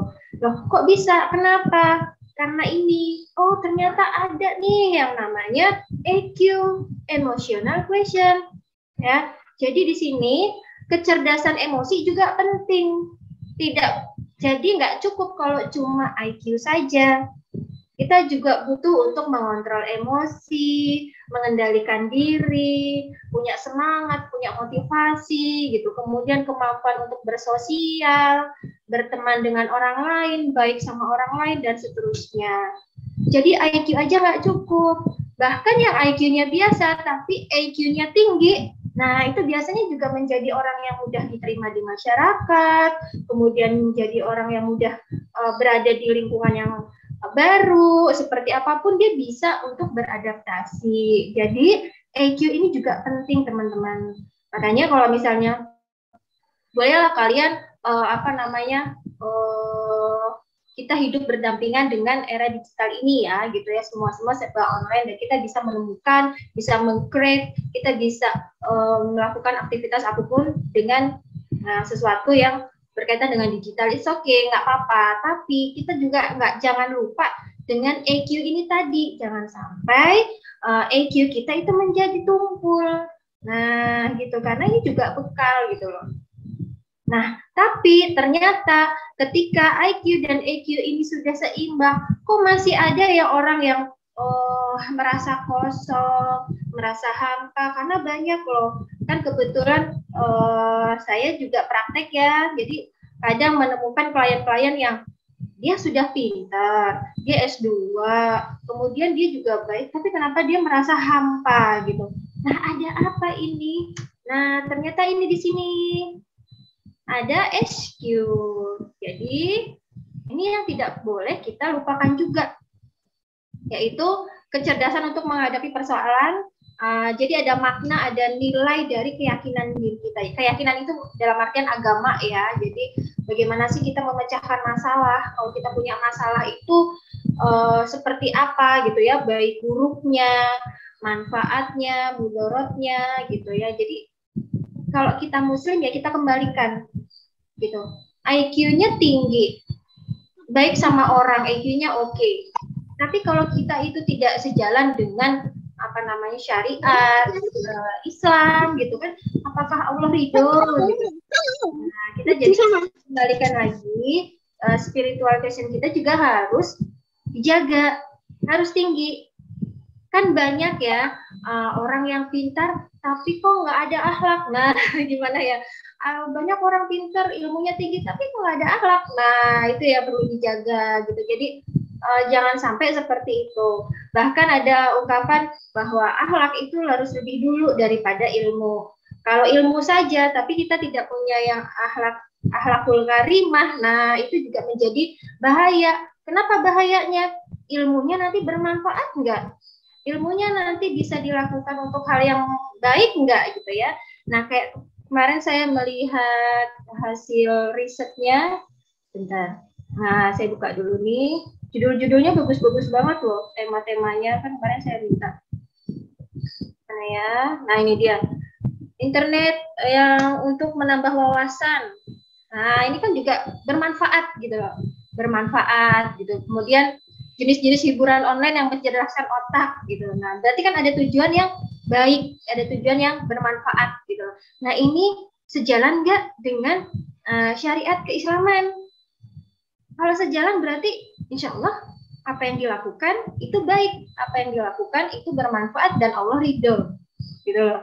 Ya, nanti amal jariahnya ngalir. Kalau misalnya orang-orang pakai ini siapa yang mainan game ini ada manfaatnya baik gitu. Kemudian disebarkan. Wah, berarti itu menyebarkan kebaikan seperti itu ya. Kemudian ini apa lagi nih? Cara memanfaatkan dunia digital untuk marketing. Nah, ini sudah banyak membuat konten kreatif. Nah, ini juga bagus ya. Konten-konten kreatif juga dilihat lagi kontennya ini tentang apa. Kalau yang ngeprank-ngeprank yang berbahaya, boleh nggak? Yang nggak sesuai dengan syariat Islam boleh nggak? Ya, jadi ini kan teman-teman ini kayak apa ya, kayak ilmuwan-ilmuwan yang akan mulai tumbuh gitu ya. Nah, maka jangan sampai ditinggalkan, SQ ini jangan sampai hilang, SQ ini dibawa terus gitu ya. Kemudian apa nih, teknologi mendukung dunia kesehatan. Wah, ini juga sangat dibutuhkan, apalagi kita pandemi itu kan juga karena ini ya virus gitu yang berkaitan dengan kesehatan. Nah, termasuk dampak pembelajaran online gitu. Jadi kebermanfaatannya ada. Tidak hanya itu belajarnya kan mengelompokkan, baru belajar tentang kelas 2 itu baru belajar tentang apa sih, benda cair, benda gas gitu ya, benda padat kayak gitu. Kemudian memahami konsep keterbalikan, apa sih maksudnya? Jadi kalau misalnya gini, pernah main Play-Doh, malampet, atau tanah liat? Nah, pernah kan? Nah, itu kan tahu kan benda itu misalnya benda itu adalah malampet gitu lah, katakanlah ya. Kemudian dibentuk bola-bola gitu kan, bisa ya dibentuk bola-bola. Bentuknya bulat. Kemudian habis itu dipipihkan, dipencet-pencet, dipipihkan. Kemudian dipotong-potong, dicuil-cuil gitu. Kalian pasti tetap tahu kalau itu bendanya adalah malampet, bener nggak? Tetap tahu kan? Kalau benar. Malampet gitu kan? Tahu air di gelas dipindah ke botol, tetap tahu itu adalah benda cair gitu. Nah, itu adalah konsep keterbalikan. Itu sudah bisa di usia ini. Kalau ini belum bisa, belum paham gitu. Kok bisa sih? Kok bisa kayak gitu sih? Nah, tapi kalau untuk usia ini sudah mulai paham. Nah, ini juga 11 tahun ke atas, teman-teman mungkin 11 tahun ke atas ya, pemikiran abstrak. Jadi sudah bisa berpikir lebih imajinatif. Makanya teman-teman sudah bisa melakukan riset yang keren-keren itu tadi, gitu loh. Karena teman-teman sudah secara pemikiran itu sudah bisa berpikir abstrak. Nggak cuma simbol-simbol lagi aja, tapi lebih imajinatif lagi. Kemudian sudah bisa melakukan mencari solusi atau pemecahan masalah lewat eksperimen. Makanya ada riset itu tadi. Sehingga teman-teman sudah bisa melakukan riset, bisa mengambil kesimpulan. Oh, ini kalau diginiin jadinya seperti apa? Oh, ternyata penggunaan dampak media online, untuk pembelajaran seperti apa, teman-teman sudah mulai bisa mengambil kesimpulan, sudah bisa mulai menganalisa, ini dia. Jadi kemungkinan membayangkan ide-ide. Jadi kalau misalnya ada teman-teman SD kelas 6, SMP, SMA, kemudian ikut Olimpiade Sains gitu ya, menciptakan suatu penemuan-penemuan, itu emang sudah bisa karena secara kognitif memang sudah matang seperti itu, sudah bisa. Di sini lagi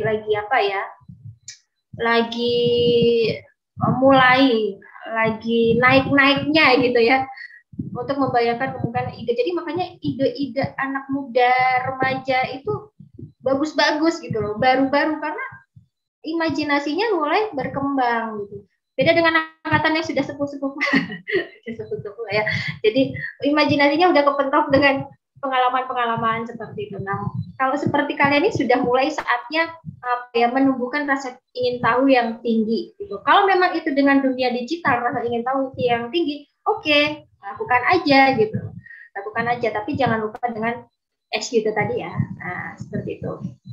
Jadi sudah bisa memecahkan permasalahan, problem solving gitu ya, dan seterusnya. Ini gambaran saja.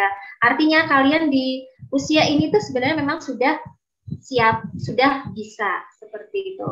Ya, beda dengan adik-adik ini masih belum, masih kesulitan. Oke. Ini pengembangan diri ya. Jadi yang teman-teman lakukan itu sama ya, saya juga mengapresiasi teman-teman bisa riset seperti itu, kemudian disupport gitu ya. Nah, di sini termasuk ke pengembangan diri teman-teman. Jadi sehat mental itu orang yang juga bisa mengembangkan dirinya menjadi orang yang positif gitu. Jadi di sini ada percaya diri. Percaya diri itu tidak selalu bisa tampil di depan. Nah, ini kayak misalnya tadi Mas Yebi atau siapa ya tadi yang menjadi MC, moderator gitu. Wah, itu percaya dirinya bagus gitu ya. Berani mengalahkan grogi, berani mengalahkan ketakutan, kecemasan gitu ya. Nah, itu sudah bagus. Tapi percaya diri itu nggak cuma berhenti sampai ditampil di depan aja.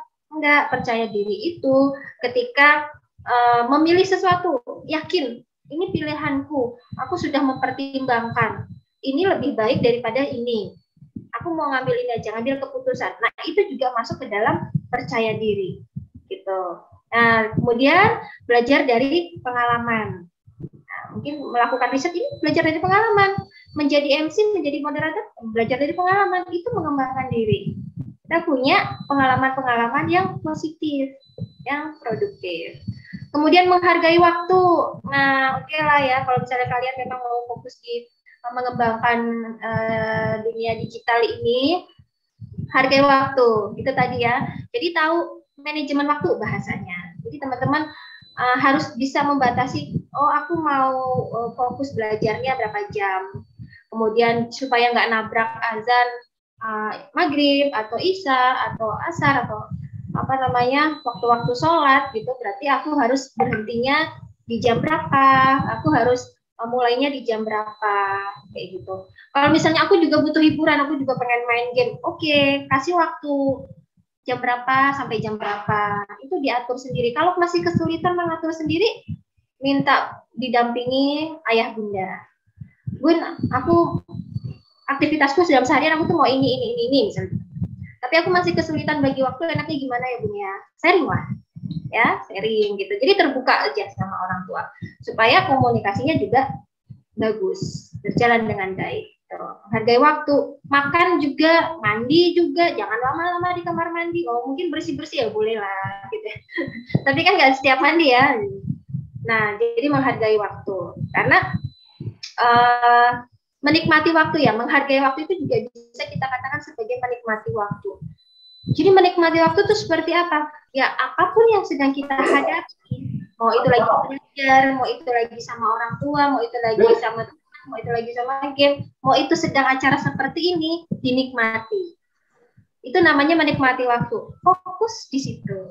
Tapi kalau misalnya kita tidak menikmati misalnya acara seperti ini, terus sambil ngapa-ngapain, pikirannya kemana gitu. Nah, itu salah satu contoh tidak menikmati atau tidak menghargai waktu. Kan sayang, rugi kan, eman-eman. Jadi dinikmati saja apa yang ada di depan kita gitu. Kemudian melihat dunia lebih luas lagi. Nah, ini kan kayak tadi ya, literasi, kalian banyak hal pengen tahu, menumbuhkan rasa ingin tahu itu bagus gitu. Tapi tetap harus ada semacam gini, teman diskusi, mungkin orang tua, mungkin guru, gitu ya. Tetap butuh pendampingan. Jadi jangan sampai kalian ambil pelajaran, membaca, apalagi ketika buka internet, Google gitu ya, apapun ada gitu. Kemudian baca sendiri, menyimpulkan sendiri, nah itu yang harus diwaspadai.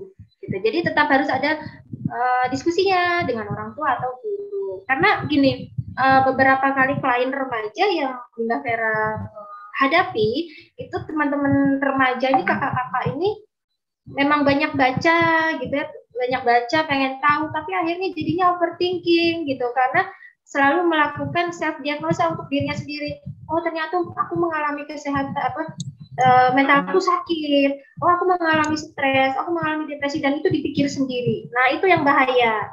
Itulah yang namanya butuh pendampingan.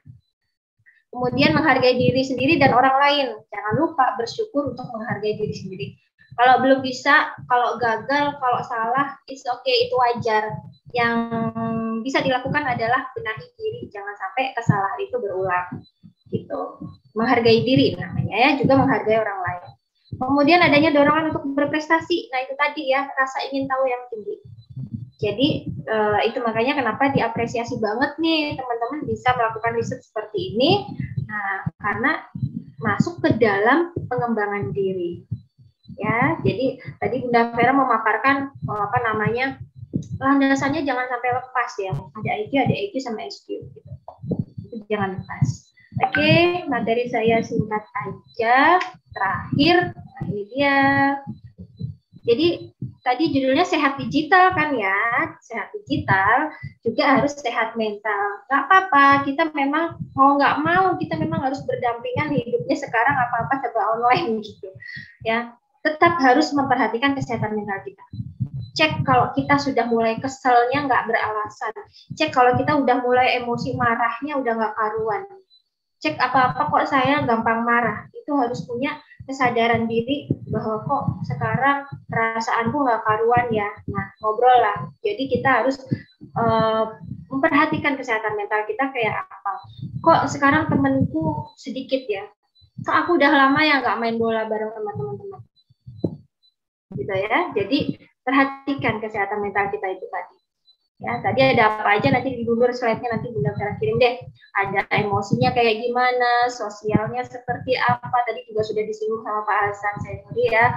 Itu terkait dengan kesehatan mental teman-teman. Jadi asik sendiri di depan laptop, di depan komputer gitu sampai lupa. Ada saudara datang tetap di kamar, ada teman datang nanti dulu kayak gitu.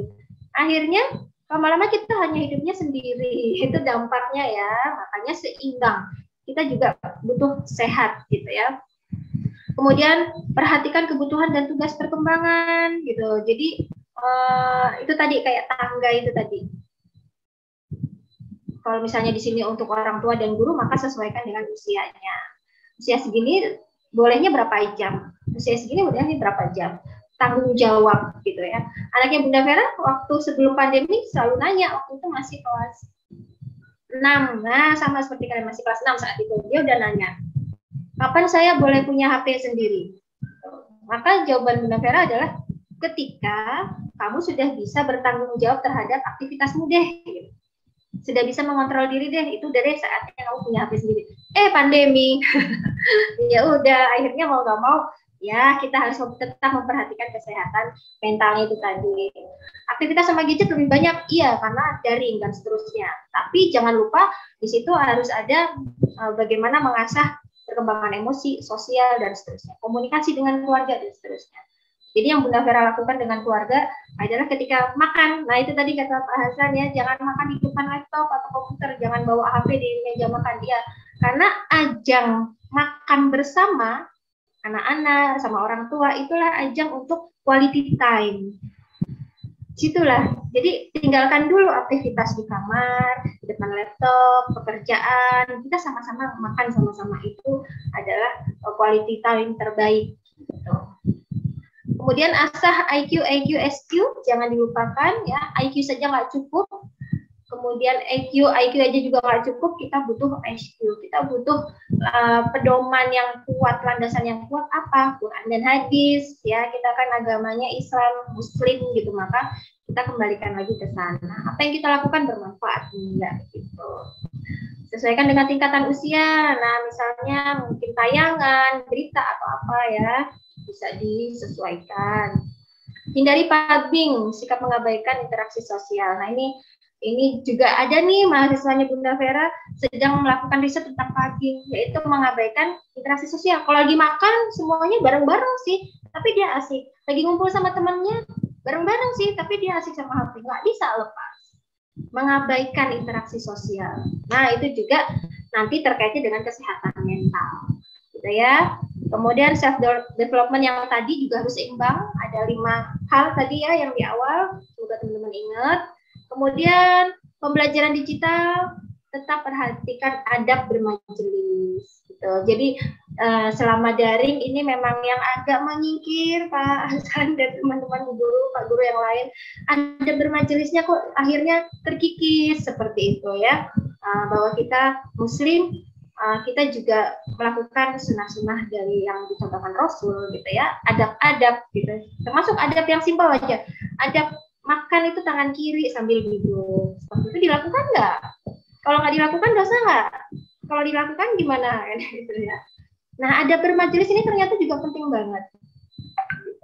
Jadi bagaimana menghargai ilmu, bagaimana hormat terhadap guru. Nah, ini adab bermajelis.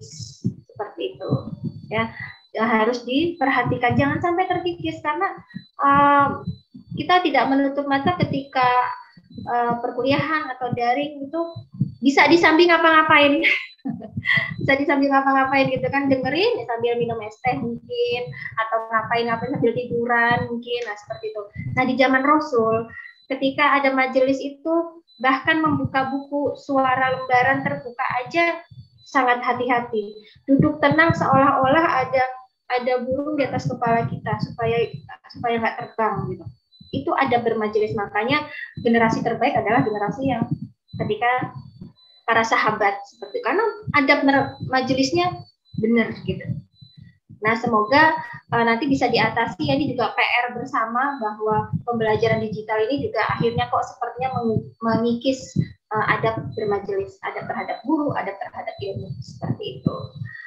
Baik, materi dari Bunda Vera sudah habis, cukup sekian. Intinya teman-teman boleh mengembangkan diri apapun, kembangkan ilmu pengetahuan apapun, asah potensi, tapi tetap jangan abaikan SQ itu tadi ya. IQ boleh tinggi, EQ boleh tinggi, tapi SQ jangan ditinggalkan. Sama ketika teman-teman sudah mau melakukan riset yang oke banget seperti ini, era digital, mau era apapun, kalau kita punya pegangan pedoman yang kuat, insya Allah video jalannya juga lancar seperti itu. Terima kasih teman-teman semua, dari saya cukup. Wassalamualaikum warahmatullahi wabarakatuh. Waalaikumsalam warahmatullahi wabarakatuh. Waalaikumsalam warahmatullahi wabarakatuh.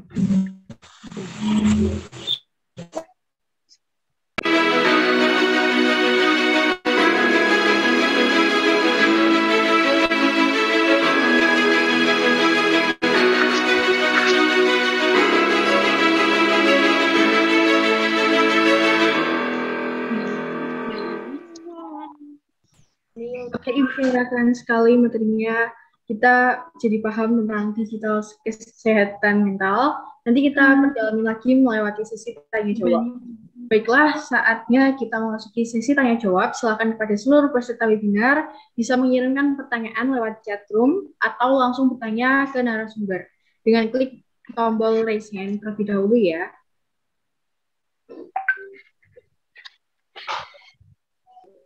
Baik, ini udah ada pertanyaan yang masuk.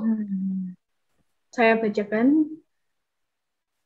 dari Najibah Yahya untuk Pak Hasan.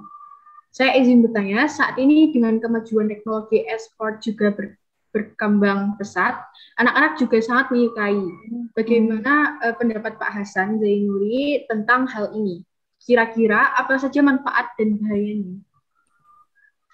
Lalu pertanyaan kedua dari Ibu Rahma, software atau aplikasi apa saja yang bisa untuk membantu mengontrol waktu otomatis ataupun link dan save untuk anak usia TK, SD? Terima kasih.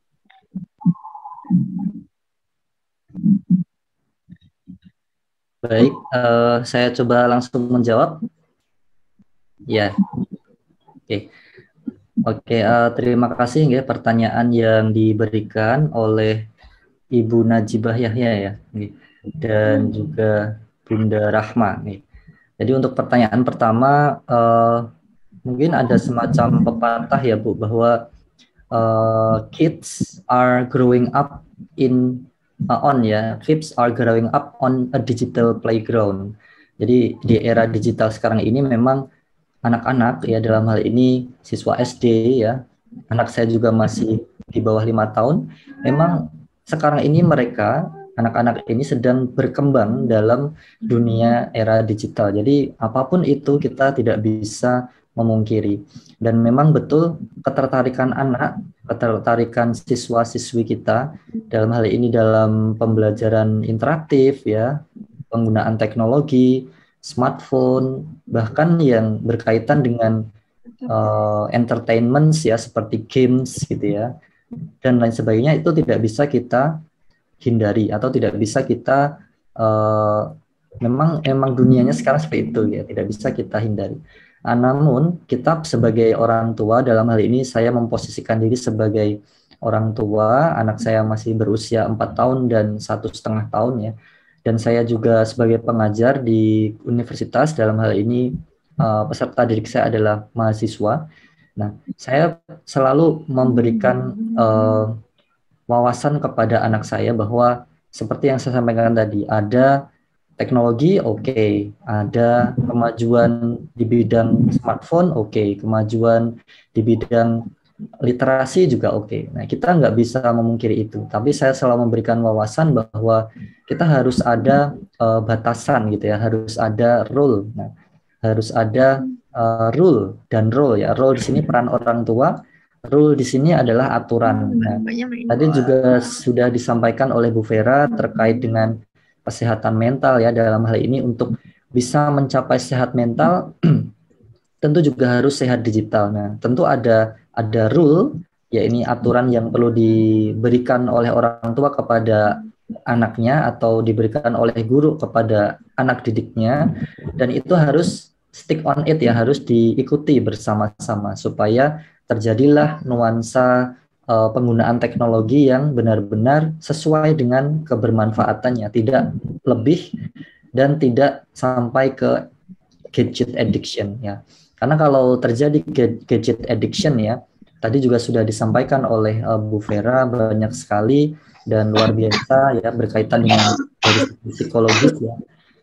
Adapun mungkin dari segi emosional yang saya sampaikan tadi ya, interaksi sosialnya sangat kurang ketika seorang anak sudah menderita atau mengalami gadget addiction atau technology addiction. Bisa juga anak itu mengalami seperti rasa tanggung jawab yang kurang gitu ya. Harusnya mengerjakan PR tapi kok selalu megang HP, bermain video, melihat video, bermain games dan lain sebagainya, sehingga rasa tanggung jawabnya semakin berkurang. Nah, ini yang seringkali bisa terlihat secara nyata ya. Dan juga tadi ya, perubahan suasana hati yang tiba-tiba tadi disampaikan oleh Bu Vera tentang emosi, di mana anak itu kalau sudah kecenderungan ke gadget yang terlalu addicted ya, terlalu kecanduan, dia akan sedikit-sedikit bisa ngambek, sedikit-sedikit bisa nangis dan seterusnya. Anak saya sendiri juga pernah mengalami yang usia 1,5 tahun. Awalnya kakaknya melihat di komputer yakni Zoom gitu ya, kan dulu masih kelas online, kelompok bermain kelas Zoom. adik saya, anak saya yang kedua itu melihat gitu ya kakaknya di depan komputer terus, dan akhirnya adiknya pun enjoy gitu ya ketika Zoom meeting. Tapi ketika komputernya dimatikan, yang biasanya bersama-sama dengan teman-temannya belajar bersama, ketika komputer dimatikan agak sedikit merengek, agak sedikit menangis. Nah, ini sudah tanda-tanda gitu ya bahwa anak saya kayaknya sudah mau ini gitu ya, pengennya selalu di depan komputer, sehingga apa yang saya antisipasi mengurangi. Nah, alhamdulillah sekarang di KB anak saya yang pertama sudah full luring gitu ya, sehingga anak saya yang kedua tidak ikut-ikutan lagi melihat komputer, karena usia 1,5 tahun itu biasanya sering ngikutin kakaknya. Kemudian untuk mahasiswa tentunya bahaya yang sama ya terjadi. Mahasiswa saya ketika terlalu kecanduan ke teknologi, dia akan mengumpulkan tugas terlambat, ya tidak punya rasa tanggung jawab. Prioritasnya yang penting main game dulu, ngerjakan tugas nanti kayak gitu. Jadi kayak memang ini memberikan efek yang cukup berbahaya ya, apalagi ketika tidak ada antisipasi. Nah, dari Bu Vera juga disampaikan antisipasi yang ternyata ada SQ ya, di mana spiritual juga harus ditingkatkan. Orang tua juga harus mendukung supaya anak jangan sampai terlarut-larut dalam gadgetnya. Kemudian dari Bunda Rahma pertanyaan terkait dengan aplikasi ataupun website yang safe untuk anak ya. Nah, tentunya untuk saya sendiri, karena saya memberikan batas ya, rule, aturan kepada anak saya, intinya kalau tidak sedang Zoom di kelas, saya tidak mengizinkan membuka komputer. Ketika tidak sedang santai-santai, tidak diizinkan membuka HP. Ketika makan, tidak boleh memegang HP dan seterusnya. Bahkan anak saya sendiri yang mengingatkan saya gitu ya. Terkadang saya kan perlu membalas WhatsApp yang memang harus segera saya balas saat sedang makan gitu ya. Lalu saya diingatkan oleh anak saya, ayah, ayo kalau makan nggak boleh pegang HP. Nah, saya sendiri pun sudah sadar, ternyata anak saya sudah punya prinsip seperti itu. Jadi itulah hal yang perlu dipahami bersama. Tapi ketika ingin menemukan sebuah software atau aplikasi yang mungkin bisa dipakai, mungkin Bapak Ibu guru ataupun orang tua bisa coba cari di Google Play Store ya. Namanya adalah, tadi saya juga menemukan ini banyak manfaatnya, yaitu Mental Up ya, Mental Up Educational Games. Ya. Sebetulnya ini berupa games ya, saya coba share chat box ya. Sebetulnya ini adalah games tapi educational ya, so you can differentiate between educational games and competitive games or online games ya. Jadi kalau game kompetitif kan seperti .A ataupun Mobile Legend dan seterusnya, itu enggak, menurut saya memang sih ada sisi menarik entertainmentnya, tapi lebih banyak ke perang dan seterusnya yang kurang baik untuk anak. Nah, tapi ketika Bapak Ibu dalam hal ini orang tua ataupun guru mencoba aplikasi yang educational games, bisa di search di Google Play Store ataupun di Apple Store, banyak ya. Tapi memang harus memilah-milih gitu ya, memilah-milih mana yang cocok dan mana yang sekiranya tidak ada konten yang tidak baik untuk anak ya, tentunya itu. Kemudian strategi yang lain ketika anak lebih cenderung misalkan sudah terlalu sering megang HP dan ketika diminta kok menangis dan seterusnya, ya kita perlu ada aturan tadi. Nah, antisipasi yang lain adalah menginstal semacam aplikasi yang bisa mencegah adanya link-link ya berbau pornografi, berbau games-games yang tidak baik untuk anak. Nah, itulah yang disebut dengan firewall ya, firewall application.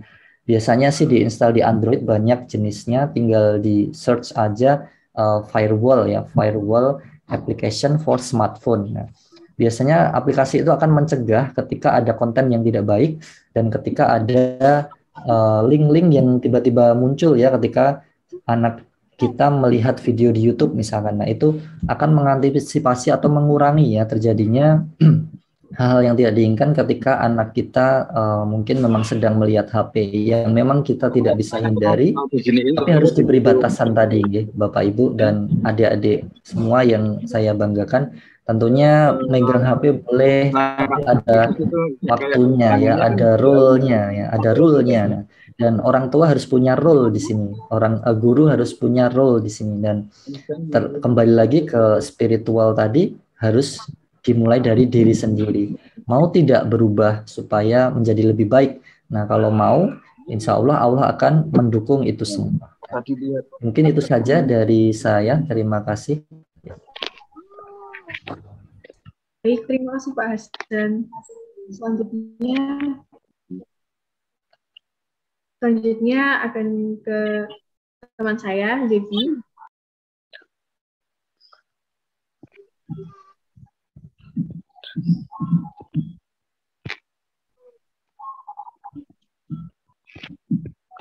Oke, Bu Vera, ada pertanyaan yang masuk di chat. Saya bacakan ya. Pertanyaan untuk Ibu Vera, kapan atau ciri-ciri perilaku bagi remaja ketika kesehatan mental mereka terganggu? Bagaimana peran orang tua mengawal putra-putrinya agar kesehatan mental anak-anak tetap terjaga selama mereka banyak berinteraksi dengan teknologi? Pertanyaan ditanyakan oleh Ibu Noviari. Baik, terima kasih Mas Zebi. Ini pertanyaan dari Ibu Noviari ya. Kapan ciri-ciri perilaku bagi remaja ketika kesehatan mental mereka terganggu?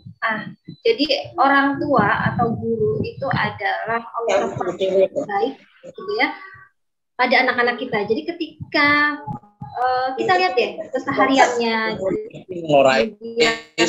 malah mati ya. Aktivitas sosialnya, dia lebih banyak mengurung diri di kamar atau seperti apa. Kemudian kalau misalnya ada perdebatan ya antara anak dengan orang tua gitu ya. Ya nggak? Kadang mama tuh gitu atau ayah tuh gitu ya. Kadang ada perdebatan dan di mana ada aturan yang memang harus dilakukan oleh anak gitu. Nah, dilihat responnya. Responnya apakah dia marahnya lama, keselnya lama, susah menerima atau gimana. Jadi dilihat responnya seperti apa. Ya, yang emosinya apakah sampai berlebihan, kemudian nggak mau keluar kamar, nggak mau ngajak ngomong gitu. Nah, itu berarti kita harus segera mulai mencairkan, kita cari waktu yang tepat untuk mencairkannya. Kemudian cek juga postur tubuh ketika kita duduk tegak ya, makan ya tegak gitu. Kalau remaja punya masalah itu biasanya dia akan postur tubuhnya kelihatan. Postur tubuh itu ya dia akan duduk, dia nggak mau lihat kayak gitu. Itu kelihatan. Jadi beberapa klien remaja yang saya temuin waktu itu juga pernah ada remaja kelas 6 SD, nggak mau ngomong sama sekali, nggak mau ngomong, ditanya diem gitu. Nah, orang tua juga perlu aware dengan kondisi seperti itu. Ketika ditanya diem, nggak tahu, terlalu kayak gitu. Ya, jadi maka tingkatkan komunikasi yang baik antara orang tua dengan anak. Nah, sama seperti tadi anaknya Pak Hasan ya yang mengingatkan, Bapak kok bawa HP sih ketika makan? Nggak apa-apa. Ya kakak-kakak di sini nggak apa-apa. Kalau misalnya sekali waktu mengingatkan ayah bundanya gitu di rumah, nggak apa-apa, boleh aja gitu. Sama-sama, artinya apa? Ini untuk menjalin komunikasi yang baik dengan keluarga, di dalam keluarga. Jadi komunikasinya seperti apa? Terjalin nggak? Jangan hanya komunikasinya formalitas. Kadang saya menanyakan hal ini kepada para orang tua. Ibu, komunikasi nggak dengan anak? Iya, komunikasinya ngapain ya? Kalau pulang sekolah saya tanya, tadi belajar apa? Udah makan belum? Udah. Terus ya sampai di situ aja. Itu formalitas menurut saya. Tidak ada kelekatan emosi lebih dalam untuk memahami anak seperti itu. Dirangkul, digandeng. Meskipun udah anak saya kelas 2 SMP sekarang itu kalau misalnya duduk bareng itu ya saya rangkul, susuk kalanya. Saya ajak ngobrol. Gitu. Itu membuat anak-anak itu nyaman. Kalau misalnya pas dulu sebelum pandemi mau berangkat sekolah ya dicium tangan ya gitu ya, mau ke masjid, pulang dari masjid, kemudian mau berangkat sekolah dipeluk dulu gitu. Bahkan yang kecil-kecil ini kalau mau tidur, anak tidurnya udah bisa, saya peluk dulu sama tidur gitu. Itu untuk apa ya, supaya kita punya kelekatan emosi dengan anak-anak kita, termasuk kita tidak langsung menyalahkan gini nih. Biasanya kalau saya kepo dengan aktivitas HP atau gawai anak-anak saya. Kalau yang besar ini ya, karena kita bahasnya remaja ya. Nah, maka saya tanya tentang game misalnya, itu game apa sih Kak? Misalnya saya tahu di postingan siapa gitu ya, kok ada ini kok viral ya, game apa ya? Maka saya akan cross check. Kayak orang gambar. Ini game apa sih Kak? Caranya gimana? Menangnya seperti apa? Strateginya seperti apa? Saya kepo. Sehingga dia mau terbuka. Ini Bun, ini tuh begini, dia akan cerita. Oh, jadi gitu. Terus gimana? Terus temannya seperti apa dan seterusnya. Dari situ kita nggak langsung marahin atau negur dengan cara yang keras, dengan tegas. Nggak boleh, udah dibiarkan. Tanpa kita pakai pendekatan yang soft gitu ya. Nah gitu. Kemarin sempat saya cita nih HP-nya karena pelanggar aturan, tapi saya memunculkan teguran yang tidak keras. Ketika dia tagih, HP kakak mana Bun, gitu kan. Ya udah sini ngobrol dulu. Salahnya apa? Saya sambil senyum, bukan terus yang pasang tanduk, enggak. Saya sambil senyum. Salahnya apa Kak? Ini apa Kak? Terus kita komunikasi dulu, kita dialog gitu kan. Oke, maunya kakak gimana? Kayak gitu dan seterusnya. Jangan sampai HP kok mengalahkan ayah bunda, misalnya seperti itu. Jadi akhirnya selesai dengan damai, tidak ada konflik yang berkepanjangan sampai yang drama-drama enggak. Gitu ya. Jadi itu yang kita perlu jaga karena ini sudah masuk ke usia remaja. Jadi remaja itu lebih kepada orang tuanya itu kayak teman, ngerti gitu. Dunianya tuh kalau secara perkembangan, psikologi perkembangan, tugas-tugas perkembangan itu lagi macem-macem gitu ya, emosinya lagi tumbuh, sosialnya juga, terus konsep dirinya, identitas dirinya, keakuannya gitu kan masih yang semuanya tuh jadi satu bentuk, belum perubahan fisiknya, nah, seperti itu. Sehingga kita memang harus pelan masuknya, gitu. Nggak bisa langsung nabrak seperti itu. Nah jadi ciri-ciri perilakunya kalau sudah mulai bermasalah, dilihat emosinya dia wajar nggak? Kalau misalnya dia sedih, nangis, wajar nggak? Oke, masih wajar nangisnya. Tapi kalau yang sampai berlebihan, kemudian dalam waktu yang lama, nah itu sudah mulai ada apa ya? Kok anakku setiap dikasih tahu ada konflik, kok dia kayak gitu? Kok dia sudah nggak mau cerita akhir-akhir ini? Kenapa? Jadi memang observer terbaik ya adalah orang tuanya ya, atau mungkin guru yang mendampingin dan seterusnya. Mungkin seperti itu penjelasan singkat dari saya. Ini sampai jam berapa? Seperti itu Mas Zebi, semoga bisa diterima jawabannya dan penjelasannya. Terima kasih. Baiklah para peserta yang berbahagia, sungguh webinar yang sangat luar biasa. Hari ini kita mendapatkan banyak ilmu dan pengetahuan yang sangat berharga mengenai teknologi dan kesehatan. Semoga kami selaku moderator mengucapkan terima kasih kepada narasumber dan para peserta webinar yang sudah bergabung. Waktu kami kembalikan kepada rekan MC, silakan rekan Amira dan Nika. Wow, luar biasa. Terima kasih kepada rekan Alia dan rekan Zebi. Alhamdulillah kita telah sampai di penghujung acara. Terima kasih banyak kepada narasumber, moderator, serta para peserta webinar yang telah menyimak dari acara dari awal hingga akhir. Semoga banyak ilmu yang didapat untuk diaplikasikan dalam kehidupan sehari-hari. Oh ya, jangan lupa untuk mengikuti acara webinar exhibition selanjutnya, tentunya dengan tema yang berbeda dan semakin seru. Stay tune di Instagram Avidos School. Saya Amira. Dan saya Yahya selaku MC pada webinar ini ingin mengucapkan terima kasih kepada seluruh peserta webinar yang sudah bergabung dari awal sampai di penghujung acara. Akhir kata, wassalamualaikum warahmatullahi wabarakatuh. Waalaikumsalam warahmatullahi wabarakatuh. Terima kasih anak-anak, terima kasih Pak Hasan, terima kasih Bu Vera, Ibu, terima kasih Bapak Ibu semuanya, adik-adik. Para narasumber. Terima kasih Vera, dari ini hebat.